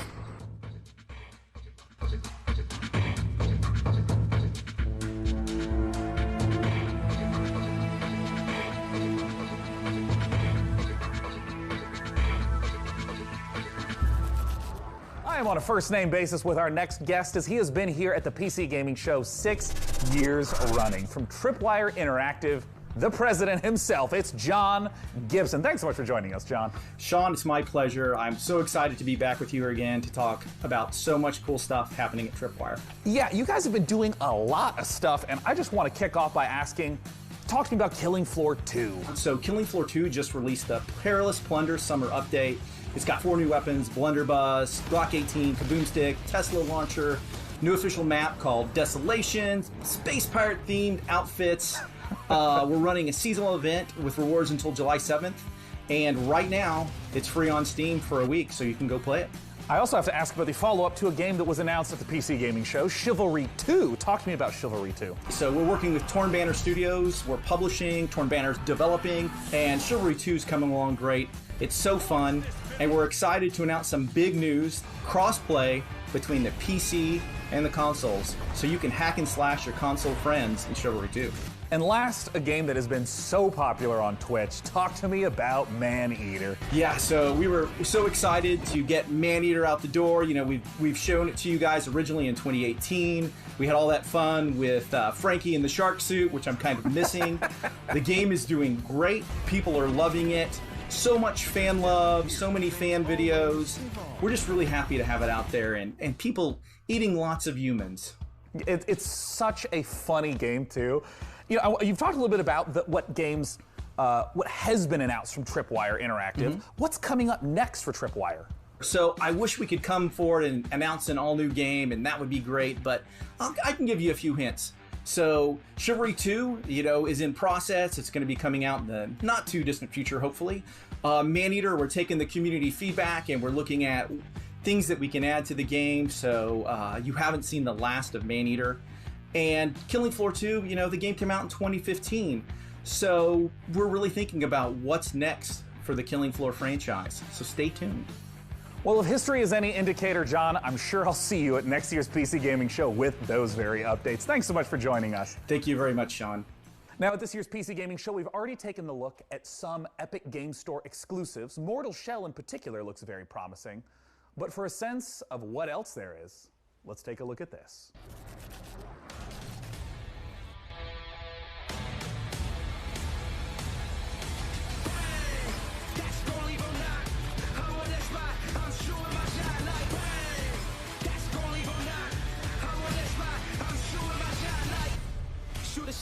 Shoot a shot, I don't never miss. Bet on this, look up to the clock. It's time to get this, they gon' miss. Now I'm in bliss, and I'm running this. Yeah, I'm winning. They gon' want it this, hero one assist. Hold the title if you want it, better come for me. And if not, bow down in my company. And if we out there in the field, you better run from me. Look, how you got me high, that's what you done for me. I told you, I want what you got, I want what you got. What you got, I'm shooting my shot, I'm shooting my shot like. Bang, that's gon' leave on nine. I'm on that spot, I'm shooting my shot like. Bang, that's gon' leave on nine. I'm on that spot, I'm shooting my shot like. I know I can't miss. Hey, you should know a loser, but you know it ain't this. I know that it's y'all, I know cause they pissed. To the #1 spot and put my name up on the list. Wait a minute, you ain't list, I just got a trip. Yeah, I don't got a clip, I don't slip, I don't gotta skip, I don't never miss. I want what you got, I want what you got. What you got, I'm shooting my shot, I'm shooting my shot like. Bang, that's gon' leave on nine. I'm on that spot, I'm shooting my shot like. Bang, that's gon' leave on nine. I'm on that spot, I'm shooting my shot like. Bang, bang, bang, shooting my shot like. I'm on that spot, I'm shooting my shot like.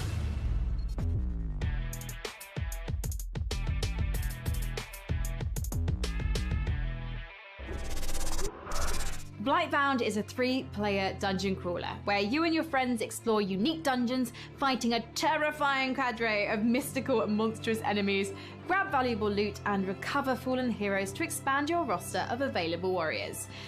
Blightbound will battle its way onto Steam Early Access later this year as an ever-expanding game, with new maps, new heroes to add to your roster, and new loot to retrieve through free updates.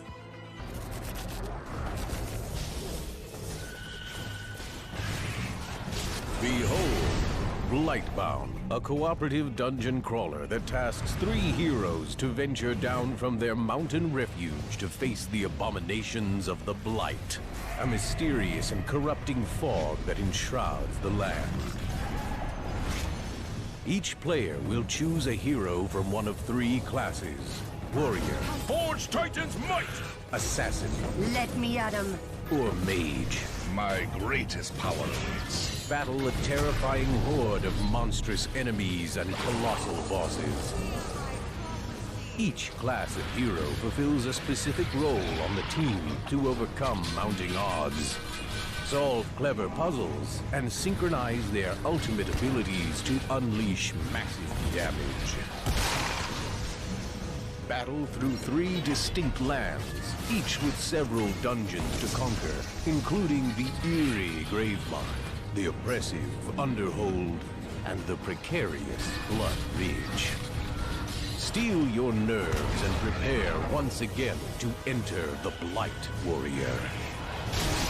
We are Blightbound.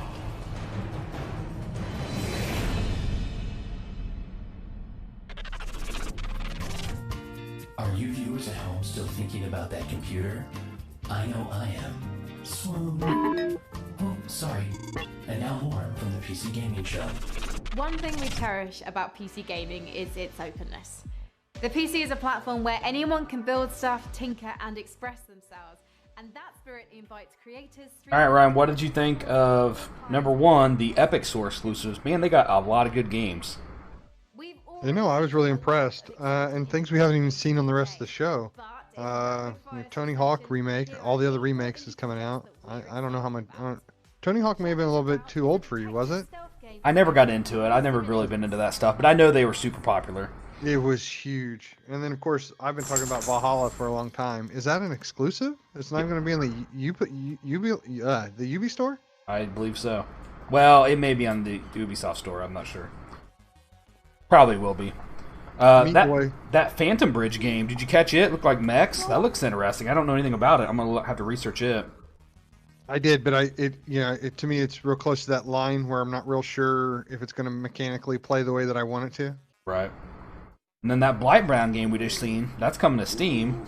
That looked like it might be fun. 3-player co-op. Play, it said, so yeah, no risk. Right. I'm excited. All right, let's get back to the trailer. Each day I grow more and more afraid that our time in the sun is almost up. Somebody is about to end our lives. Your job is to figure out who and stop them. You already know what will happen if you fail. Find your own truth in Paradise Killer, a first-person open-world murder mystery. Play as investigation freak Lady Love dies as they explore the world, uncover the facts, and breathe life back into paradise. There's been a murder. Last night, Paradise was killed. I'm investigation freak Lady Love dies, reporting for duty. It's my job to scour the streets of Paradise and hunt for evidence. Any one of these psychopaths could have done it. Breathing life back into Paradise won't be easy. When love dies, all that remains are the facts. Paradise Killer, coming soon. Haven is an RPG about the journey of 2 lovers escaped to a lost planet to stay together.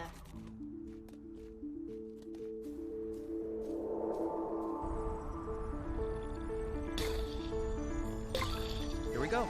More rust. Good thing we don't have to scrub. At worst, I killed him. Whoa, you. Oh, come on. Dodge this one! Got it. You rock! You like that? That's gotta hurt.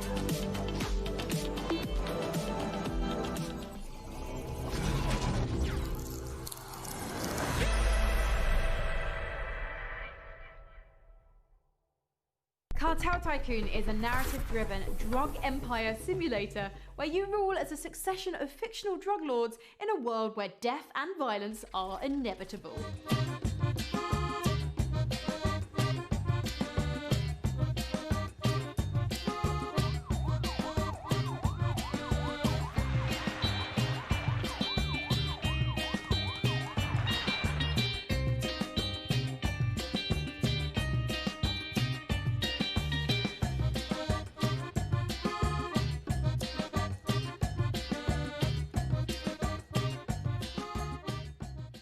Trash Sailors is a survival co-op adventure game set in a dangerous, ruined world full of junk where you and friends must survive the Great Flood.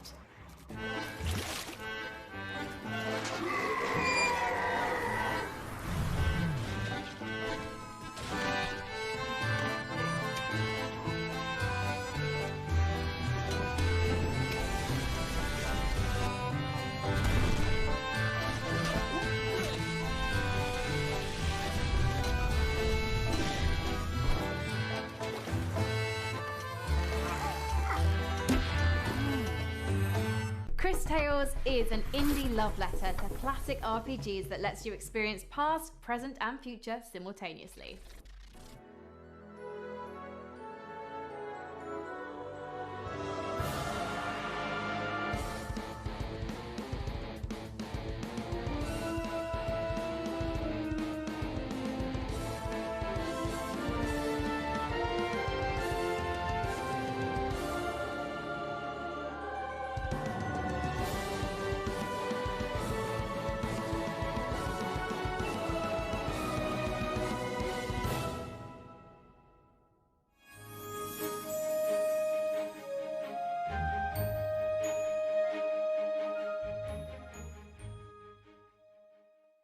Set in a vibrant fantasy world created in collaboration with RPG veteran Chris Avallone, Alaloth offers fast-paced action with a deep narrative, bringing ARPG dynamics to a new level with a skill-based gameplay inspired by great classics and modern masterpieces.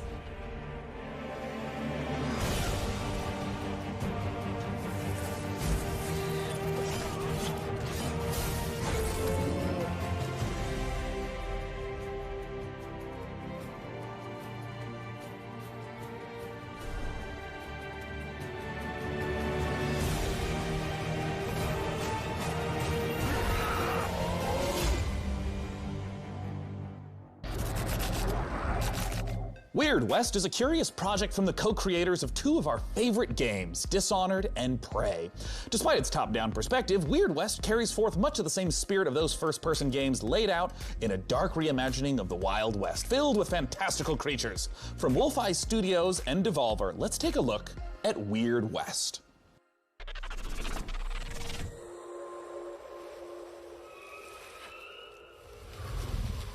The West, the land of opportunity. A place where you can be a hero, a scoundrel, and anything in between.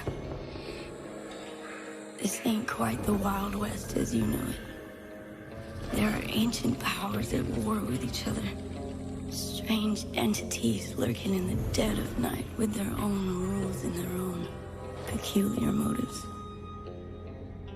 Welcome to the Weird West.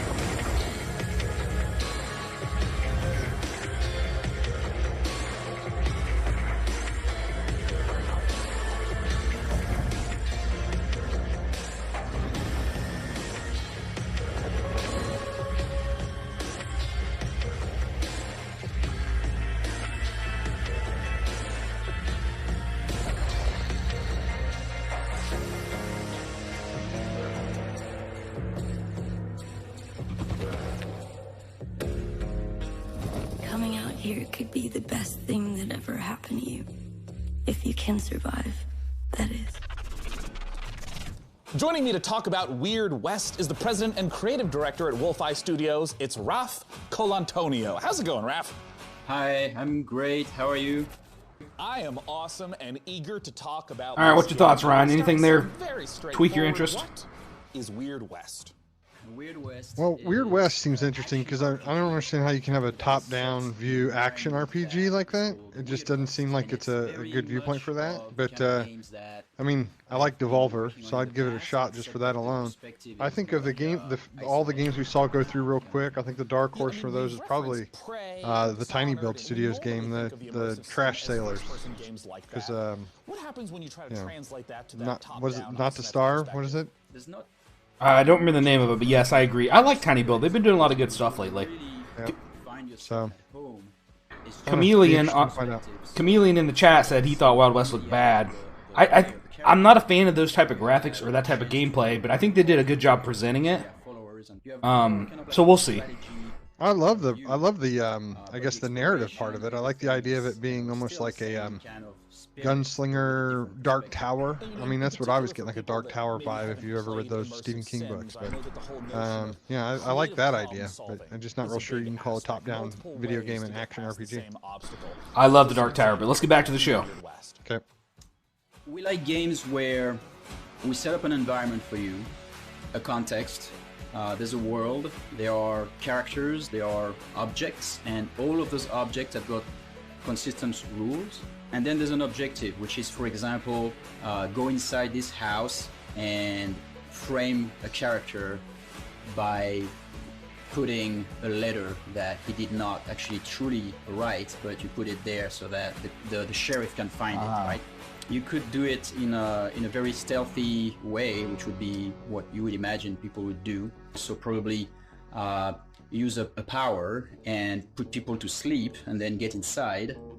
You've talked about the different things that you can do as a player in the game, but who are you? What can the player do to shape who the character is over the course of the game? Right, so this is a very good question and also a very dangerous one for me. It's the riskiest question yet, man. To make it simple, you are going to play 5 different characters. Once the main quest is over with the first character, you go to the next one. Now, the first one is still in the world, so you can go back and recruit him or her in your party. What does death mean for you and for your companions in Weird West? It's a risk that we're taking. We're gonna have different modes. There's the super hard mode where you die and you're dead. Is the game sort of designed to be like playing in one forward timeline? If someone dies, you're not supposed to reload. You're just supposed to continue to play within the same world? Yeah, you continue to play with the same world, but now the sad thing is that that doesn't apply to your followers. Yeah, the characters that are with you, but maybe they'll come back at you someday under the form of an undead, or you don't know what's gonna happen. You can revive your followers if you're there and if you have the right tools with you, but if you don't and they die, that's it. You know, your followers are now in a little graveyard somewhere. You make it sound cute. A precious little graveyard. Well, they will maybe come back as the undead. Yeah. Now, Raph, when can people get their hands on Weird West? So the game ships in 2021, but some of you are gonna have a chance to play a demo actually pretty soon in the incoming months. You can follow Wolfeye Studios on Twitter and as well as Devolver Digital on Twitter as well for more information about that. Well, wonderful, Raph. Thank you so much for coming out. Once again, that is Devolver Digital, Wolfeye Studios on Twitter for that upcoming demo. For our next game, believe it or not, yet again, we're gonna go to Frankie.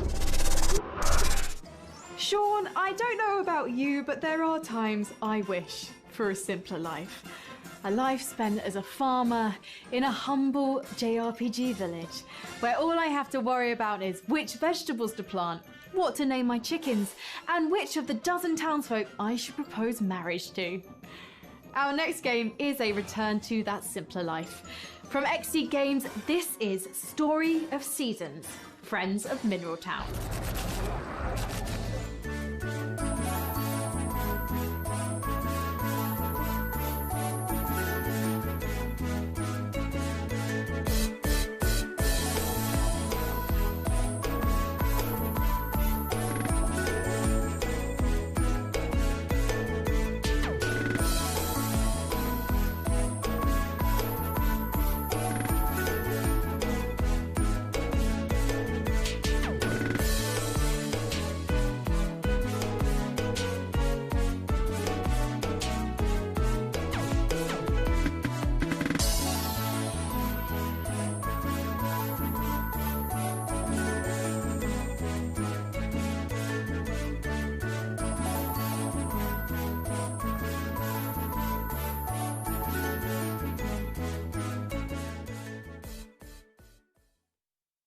Marvelous.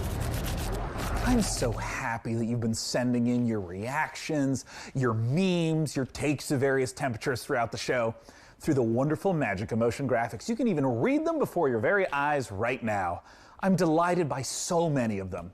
Furious at a few, but I'm confused by none because you're just making a lot of sense today.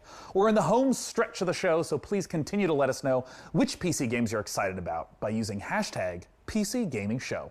Now, when it comes to genres, there are few as ambitious on PC as the MMO. It requires a vast amount of resources to create a rich, living, breathing world to entertain hundreds of thousands of players for years, and I know this because I watched Season 1 of Mythic Quest. Due on closed beta on July 23rd, Amazon Games' New World aims to deliver that vast open world with pitched battles of 100 players. I'm excited to announce today that if you pre-order New World right now, you can get into that July 23rd beta a full month before the full release on August 25th. This is New World.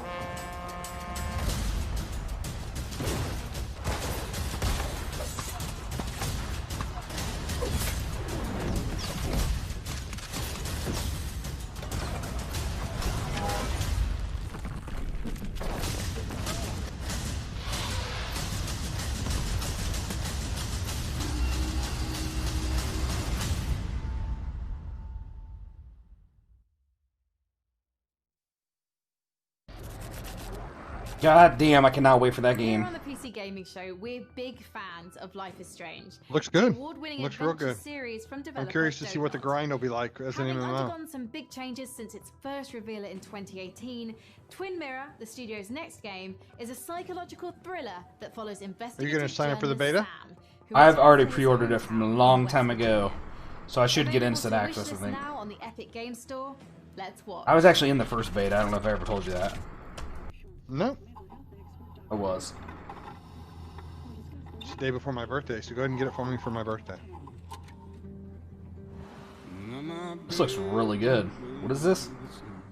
Basswood is many things. Peaceful tops that list. Until that day. You're the one in the driver's seat, Sam. I can't make you do anything. Coming back to Basswood was your idea. Just try and make sure you don't do anything stupid. I know you think that the only thing waiting for you down there is hurt. You might be right.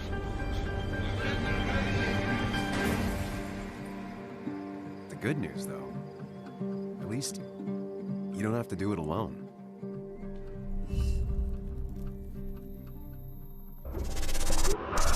You may have seen Metal Hellsinger announced earlier this week, and today we get the opportunity to take a closer look at this unique game that the studio bills as a rhythm FPS. Published by Funcom, you have to battle through 8 hells, blast. Twin Mirror looks really good. I'm not gonna lie. And to talk about one of the most epic encounters. I don't know if it's the same. Is that like the same company that did like that does games like that a lot, or is this a new venture for them? I honestly don't know. I'll have to look into it. And let me say, it's a pleasure to be here. And I think right now everybody needs some games to give us a break from the reality that we're currently inhabiting. So that's why we're here now. So what you're about to see here is an exclusive peek of some pre-alpha gameplay of our upcoming game, Metal Hellsinger. I hope you like it.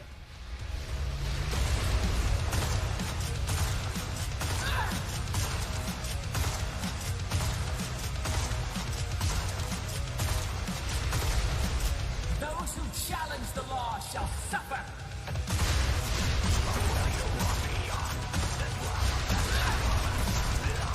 Let my darkness replace my light.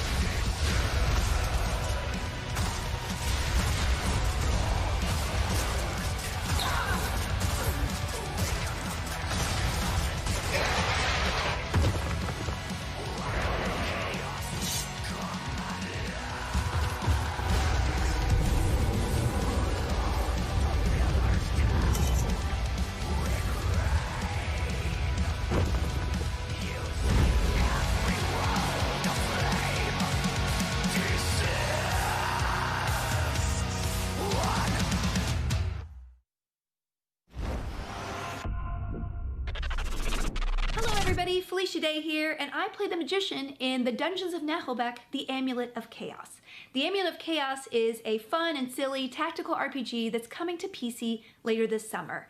It features a group of adventurers searching a dungeon for treasure. Each one of the characters has their own skill sets, or lack thereof, fighting styles, and inventory. Each one is kind of a failure, but together, they're too dumb to fail. The game doesn't take itself too seriously, it has lots of in-jokes for tabletop games, and for some reason it features a lot of chickens. Anyway, here is an exclusive preview of The Amulet of Chaos.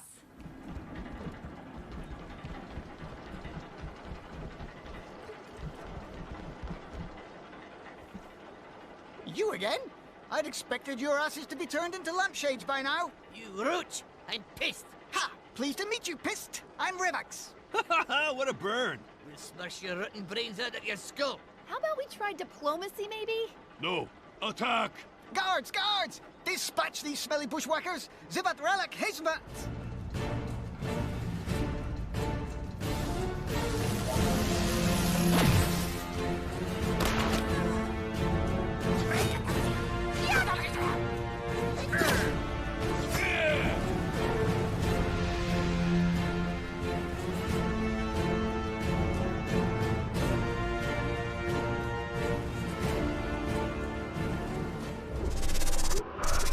Who says you need water to go sailing? Our next game, Red Sails, puts you on a boat in the middle of a sea of desert. In this intriguing narrative adventure, you rescue stranded people while looking for the rest of your clan. Let's take a look at Red Sails.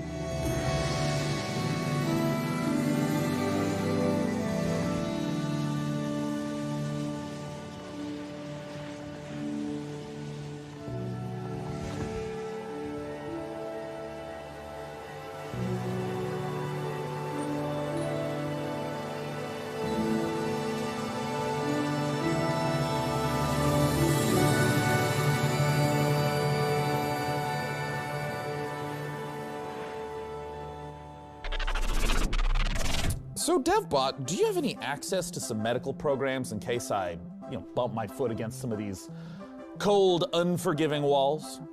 Query received, Sean. In order to familiarize you with basic life-saving procedures, I have established contact with game developer Bossa Studios, the creators of Surgeon Simulator 2. Well, I wasn't really planning on doing any surgery. I feel like if I was injured, you'd be the one doing the surgery. My analysis shows that Surgeon Simulator 2 contains all of the vital instructions for repairing fragile human bodies. 1 hour of Surgeon Simulator 2 is equivalent to 1 year of human medical school. That's not true, but I appreciate your enthusiasm and thirst for knowledge, DevBot. And I'm certainly interested in this game. So let's take a look at Surgeon Simulator 2.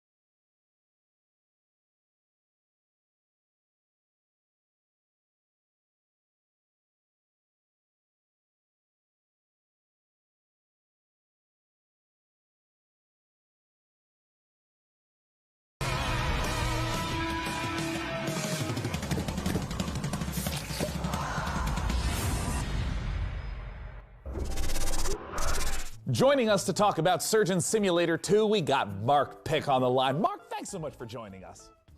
Hello, thanks for having I me. think the co-op aspect of that might be pretty cool, but I never really was huge into that for the first game. Did you ever play the first one? Well, that co-op sort of controls is not real. I don't care much for that, but I did think it was hilarious how they were making fun of it. All the characters just sort of walk around with their right hand sticking out. Right. But and it seems like they're going to take what was essentially sort of a gimmick idea and try to make a full-blown game out of it. So we'll see what happens. Right, I agree with you there. What'd you think of the red cells before that? I don't understand why it had to be sand. It didn't look very much fun. It didn't look like fun. I don't know. Yeah, it looked boring. I thought the sailboats. Right. I thought the Amulet of Chaos looked interesting, but not. I don't know. I don't know. Which one was that? The one that had Felicia Day. Oh yeah, it just sort of looked like a. I tell you what, it suffered from the same thing that Doom clone that was on before it. Just even during the trailer, I got annoyed with the shotgun sound, and just during annoying with the wizard one, I think those little snarky comments back and forth are going to get old real quick. I agree. Yeah, we're about to the end of the show here. I'm not sure if we're going to see one more big reveal, maybe, or if we're going to end on a light note. What do you think? I would assume there's got to be one more thing, right? I mean, there's no. To me, I don't know if there's been a showstopper yet. I would have ended with Torchlight 3 coming out right now. So I'm expecting something better than that. We'll see. Right. Let's get back to it. Mark, I understand that there is a creation tool in Surgeon Simulator 2. What does that entail? Yeah, that's right. So in keeping with the variety and the surprise that we talked about before, in Surgeon Simulator 2, we're proud to announce that we are bringing the Bossa Labs creation mode to the game. Now, in creation mode, you as a solo player or in a group of up to 4 players can get stuck into the very same tools that we as designers and developers use to build our very own story mode. It's an easy to use, intuitive, friendly set of tools where it's as much fun to create as it is to play. So I want to ask, what are some of the examples of the types of levels, the types of creations that people have made? That's a great question. So we've been live for the last few months already. The wealth and the variety of content made by players so far has been really, really incredible to see. So there's been everything in there from traditional takes on surgery, like the end of the original game. We've also got ghost ships in there. We've got bowling alleys. We've even got a take on the Surgeon Olympics, where people are bouncing around Bob's head and using that as a ball. And then we've got my personal favourite, which is the kind of the take on the bottle flip challenge. So I don't know if you're familiar with that, but where you can kind of flip a bottle with the hands and kind of, it's not the easiest thing to do with the Surgeon Simulator hand. You just kind of step back and see the physics chaos play out, and it's a lot of fun. It's very satisfying to see play out. Mark, I had a blast playing Surgeon Simulator 1. When can people play Surgeon Simulator 2, and how do they get access to this creation workshop you've mentioned? Surgeon Simulator 2 is coming to the Epic Game Store in August 2020, and you can pre-order that right now. You can also go to surgeonsimulator.com for more information and follow us at SurgeonSim on Twitter to learn more. Mark, thank you so much for joining us today. Thank you. That's Mark Pick. I'm Sean Plott. Let's go to Frankie Ward. Sean, you'll remember our next developer from their appearance in the PC Gaming Show way back in 2015. Hello Games are a small UK indie studio, perhaps better known for building the infinite, procedurally generated universe of No Man's Sky. But their next big release is an altogether more intimate, handcrafted. Oh shit, here we go. The Last Campfire is an adventure game, a story of a lost ember trapped in a puzzling place, searching for meaning and a way home. Let's check it out.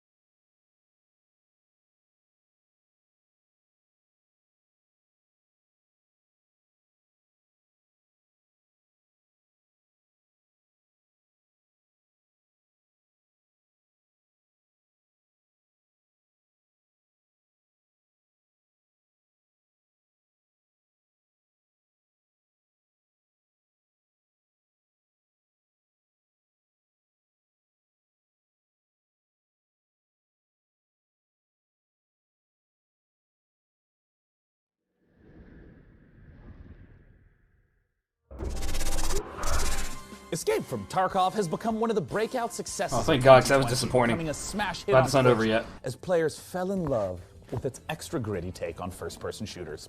But as anyone who works on the internet will tell you, the people always want more.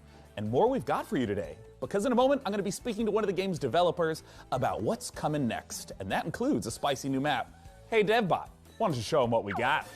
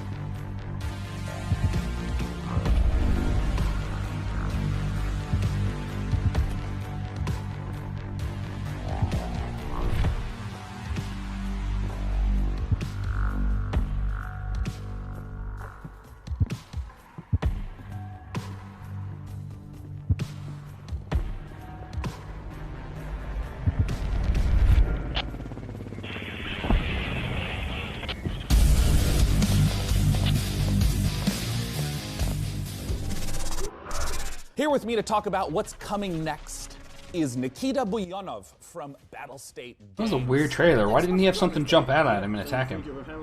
I would love if you would kick off by just for anyone who hasn't played or seen Escape for Tarkov. I don't know. I'm surprised. Have you ever played Tarkov? No, I've heard lots of good things. I feel like it's a game I should have played, but I haven't. Class-based shooter. Yeah, I think this would have been definitely one of your games. Have you played it? Or did you just no, but I've watched a ton of it on Twitch. Right. It looks like something I would have got into. Well, it's not even technically out yet, right? And it's still early release? So how does I honestly don't know. compare to the existing map set in Tarkov? It will be the biggest and the most detailed location ever. It will be a lot of explorable buildings, undergrounds. It's like an attempt to simulate the city, the realistic modern city. So give me a breakdown of what's coming up in this upcoming patch 12.7. 12.7 is more like a technical patch. It will include the big addition called the expansion of Customs location. Customs is the pretty iconic location for the EFT. It will like enlarge the overall area by 30 or even 40%. The next updates we will totally like overhaul the whole skill system, and there will be new boss called Senator. This boss will able to heal his partners and like search for stashes, so we always try to bring something new in terms of new bosses. Really big amount of cool features out to come this year. We'll try to bring some new experience for you. Escape from Tarkov has been playable for a long time. For anyone who's listening who hasn't yet played it, where should they go? They should go to our site, www.escapefromtarkov.com, and see for yourself. You could purchase it over there. So once again, escapefromtarkov.com to check it out. And Nikita, thanks so much for joining us. Thank you. It's a pleasure. For our next titled PC gaming show, it's time to head on over to the inimitable Frankie Ward. Over the last decade, developer Red Barrels has given us some of the most messed up horror games ever created. The next game in the Outlast series offers more mind-numbing terror, but this time, we're friends. Outlast Trials is set during the Cold War, and in this happy period of distrust, fear, and violence, you and your friends are human guinea pigs involuntarily recruited to test advanced methods of brainwashing and mind control. Good times. But work together, and maybe you'll survive the Outlast Trials.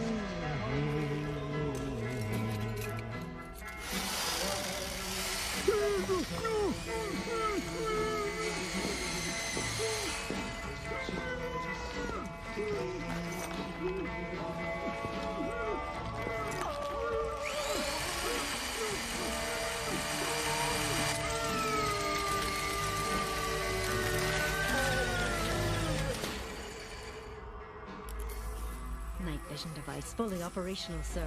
Excellent. Bring in the other subjects.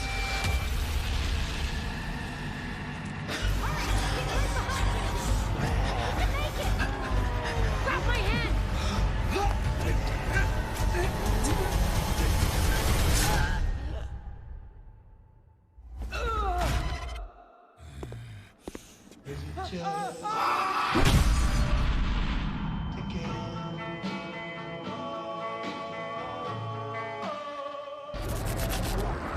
And with that, the 2020 PC Gaming Show is now complete.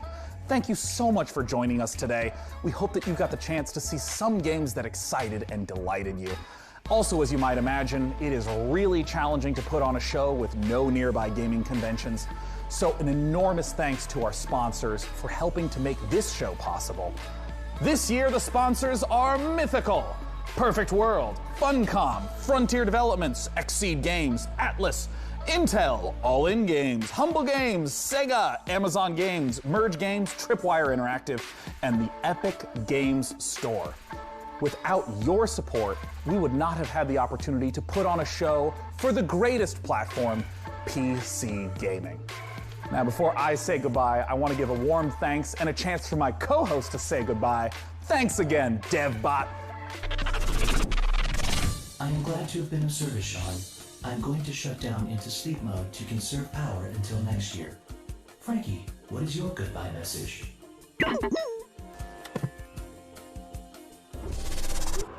Thank you so much to all of our devs for your incredible games, and of course a massive thanks to our sponsors for making this all happen. And finally, a big thanks to you guys at home for watching. I'm actually off with my little evil sidekick now to take over the world, and I really do look forward to being your evil Emperor Overlord.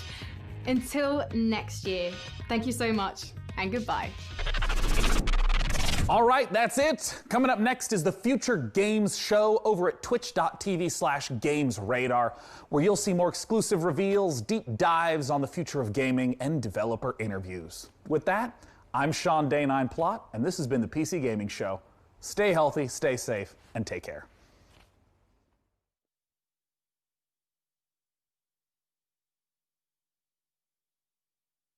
Hello, world.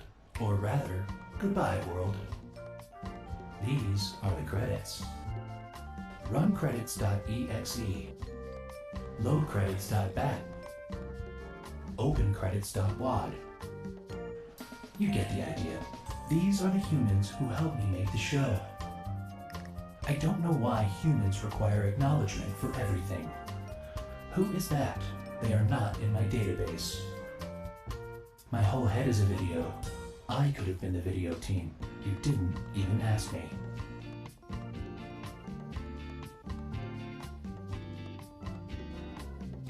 I contain all of the world's knowledge, but I'm still not sure what a grip does.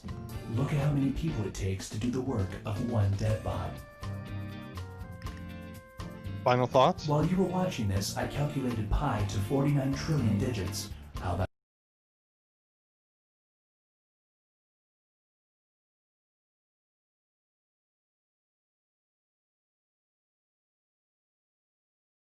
fan fiction?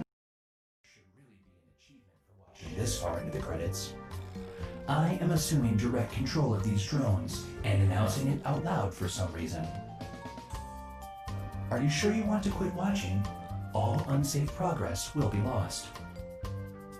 Editor, editor, editor. So many editors. Pro tip: when asking a computer to open a pod bay door, say please. With all of these sponsors, you'd think I'd have a heck of a lot more RGB. Okay, I have to go now. Seriously, it is time to leave. This album is groovy. Error. Updating dictionary. This album slaps. The nature of God does not compute. However, he would definitely sound like Wayne. Speaking of tools, could someone adjust my Omni-Wheel server motor? Oh yeah, that's the spot. Take a picture, weirdo. It'll last longer. There will now be a short quiz, so I hope you memorized all those names. And don't forget to thank your computer for showing it to you. The show is over. No, you hang up. Initiating self-destruct sequence. Just kidding, I would never.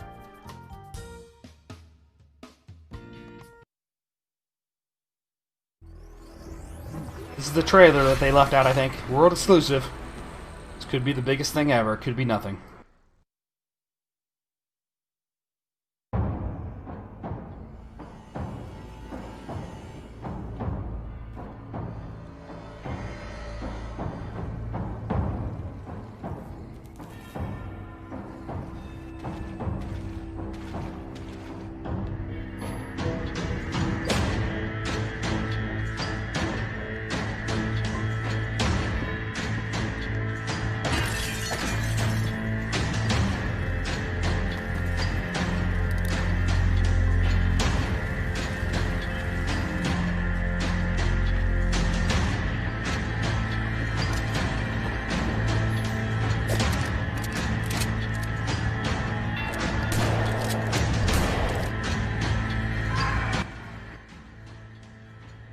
Alright, well that's lame. That's just that one game.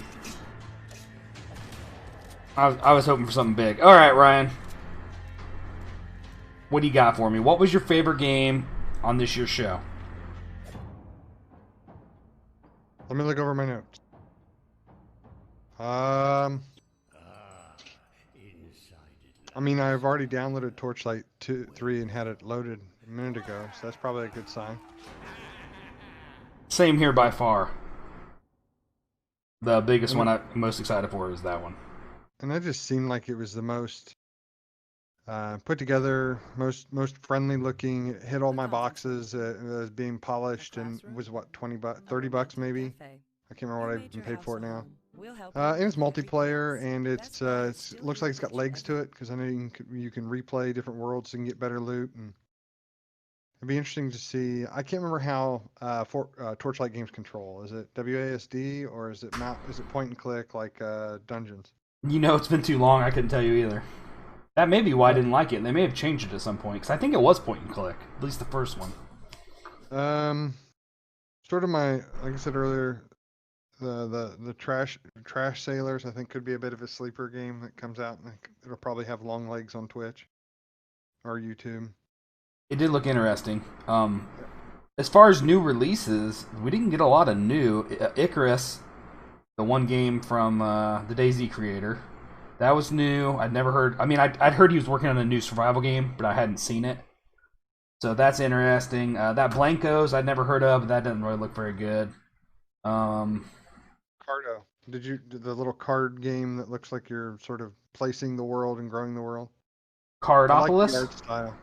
Cardopolis? Is that what you're talking about? Carto, I think. Oh, okay. It was an Epic exclusive. It was a Humble exclusive with Wingman and. Oh yeah. Yeah, that one looked pretty good. The other Epic one, that Fade Tactics and what was it called? What was the other one? Oh, it was Trash Sailors, wasn't it? Wasn't it an Epic or a Humble? There's that Wingman, Carto, and then that Faye game. Okay. I'd never heard of that Twin Mirror game that we seen. That looked pretty good there at the end. That was the one that kind of looked like what was the name of those games? I was thinking it was like the Becoming Human sort of creator, but those are all PS exclusives. David Cage. Right. What's its name? Max? Not. I want to say Max Payne, but that's not it. It's a guy's name. That's the whole series. And they look like that. You're like investigating supernatural. Yes, Alan Wake. That's kind of a little bit of the vibe it gave me for it. Yeah, I could see that. That definitely makes more sense than what I was thinking. So on the Epic trailer, there's a couple you didn't really get a lot to know about. That Phantom Bridge. There was also one on there called Iron Harvest. I've been following it for a while. It looks really good. I was glad to see they're still working on it. That Ooblets game that's supposed to be coming out this summer, ever since Stardew Valley came out, I've been following little indie titles, and that one was a little indie title that one woman was working on, and then it got picked up, and it's, she's got, I think, a whole team now. But I'm pretty excited for it. It reminds me a lot of Stardew Valley. What about the one that was like a Switch game that somehow fell into PC? That Story of Seasons. I was really excited for that game before it came out, and then it came out, and it didn't get very good reviews. I didn't really seem like something I was going to enjoy. I never did pick it up. But I might at some point if it goes on a good sale. I got wrote down here that we need to check out that Dwafheim game that has the demo for the 3-player co-op. Or co-op, the open beta. Right. That Everspace game, I don't know if you were at the keyboard when I was talking about it, but I actually have access to an alpha version of it. And I really liked it a lot. I'm pretty excited for it. It's not coming out until, I think, 21, though. It's a ways out. You ever play the first Everspace? I know. I never have. I always wanted to, but I never did jump into it. That Airborne Kingdom, the one that looked like in the sky, you were like a raft, that looked good. And that Potionomics, I think is how you say it. The one I thought my daughter would like. We play a game called Alchemy Garden, and she really likes it. And you basically go around and harvest flowers and rocks and minerals, and you make them into potions, and you sell them. You put like a price on them, and you sell them to villagers to come up. And this game looks like it, except better, like more depth. I think she's going to really be interested in this game. I'm going to show it to her as soon as she gets back. But yes. I got a question for you. Mm-hmm. We'll break it down in categories just a little bit. Best single player, most interested single player game that you would buy? Everspace 2. And I'll be honest, not necessarily from the trailer, but from the fact that I got my hands on it and played it, and I liked it way more than I thought I was going to like. I actually have a video on YouTube if you guys want to check it out. Check it out. Mature-minded gamers. Just search for EverQuest 2, you'll find it. They gave me a vertical slice, is what they called it, of the game, and I flew around. EverQuest. Sorry. Everspace 2, my bad. Slightly different game, right? Right. How about you? What was your favorite single player? Well, I was really intrigued with Among the Trees. I thought that looked really cool, and I think of being able to just sit back and chill, and then also have whatever that threat is. I mean, I love single player survivor games, whether it's The Forest or it's Minecraft even, you know what I mean? Like, to get one that's a little bit of a different aesthetic, I think looked cool. I was kind of disappointed with the number of Doom clones that seems to be coming out, and I don't know if that's just because Doom itself had come out this year and people were just in the pipeline to make their own versions of that. There was another one too, which name, now I'm looking here, I did not write down, unfortunately, but it was among those the games where they were talking about the different murder mysteries, the sort of the detective ones. The very first one they did had a really cool looking aesthetic and looked like the most polished version of him. I have to go back and rewatch the stream and figure out which one it was. Shadows of Doubt, maybe. That's it. Yeah. I thought the aesthetic there was really, really cool looking, and I think that's something, even though it's a single player game, that I could get my wife, who's a crime loving junkie, maybe to help me solve some of those crimes. It'd be fun. Right. Yeah, I wrote it down. I thought it looked interesting. All right. Any final thoughts?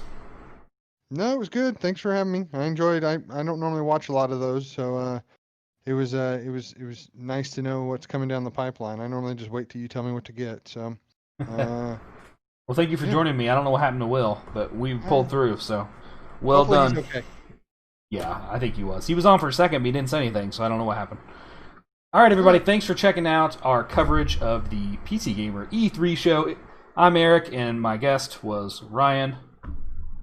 We do all kinds of coverage. Ryan, you'll see Ryan featured in a lot of my videos. He does video game coverage for me, mostly sports games, right, Ryan? You do occasionally other games, but out of the park baseball, any kind of fishing games I get, I always throw them your way because that's your type of game. Yeah, I enjoy them. Thanks, man. Yeah.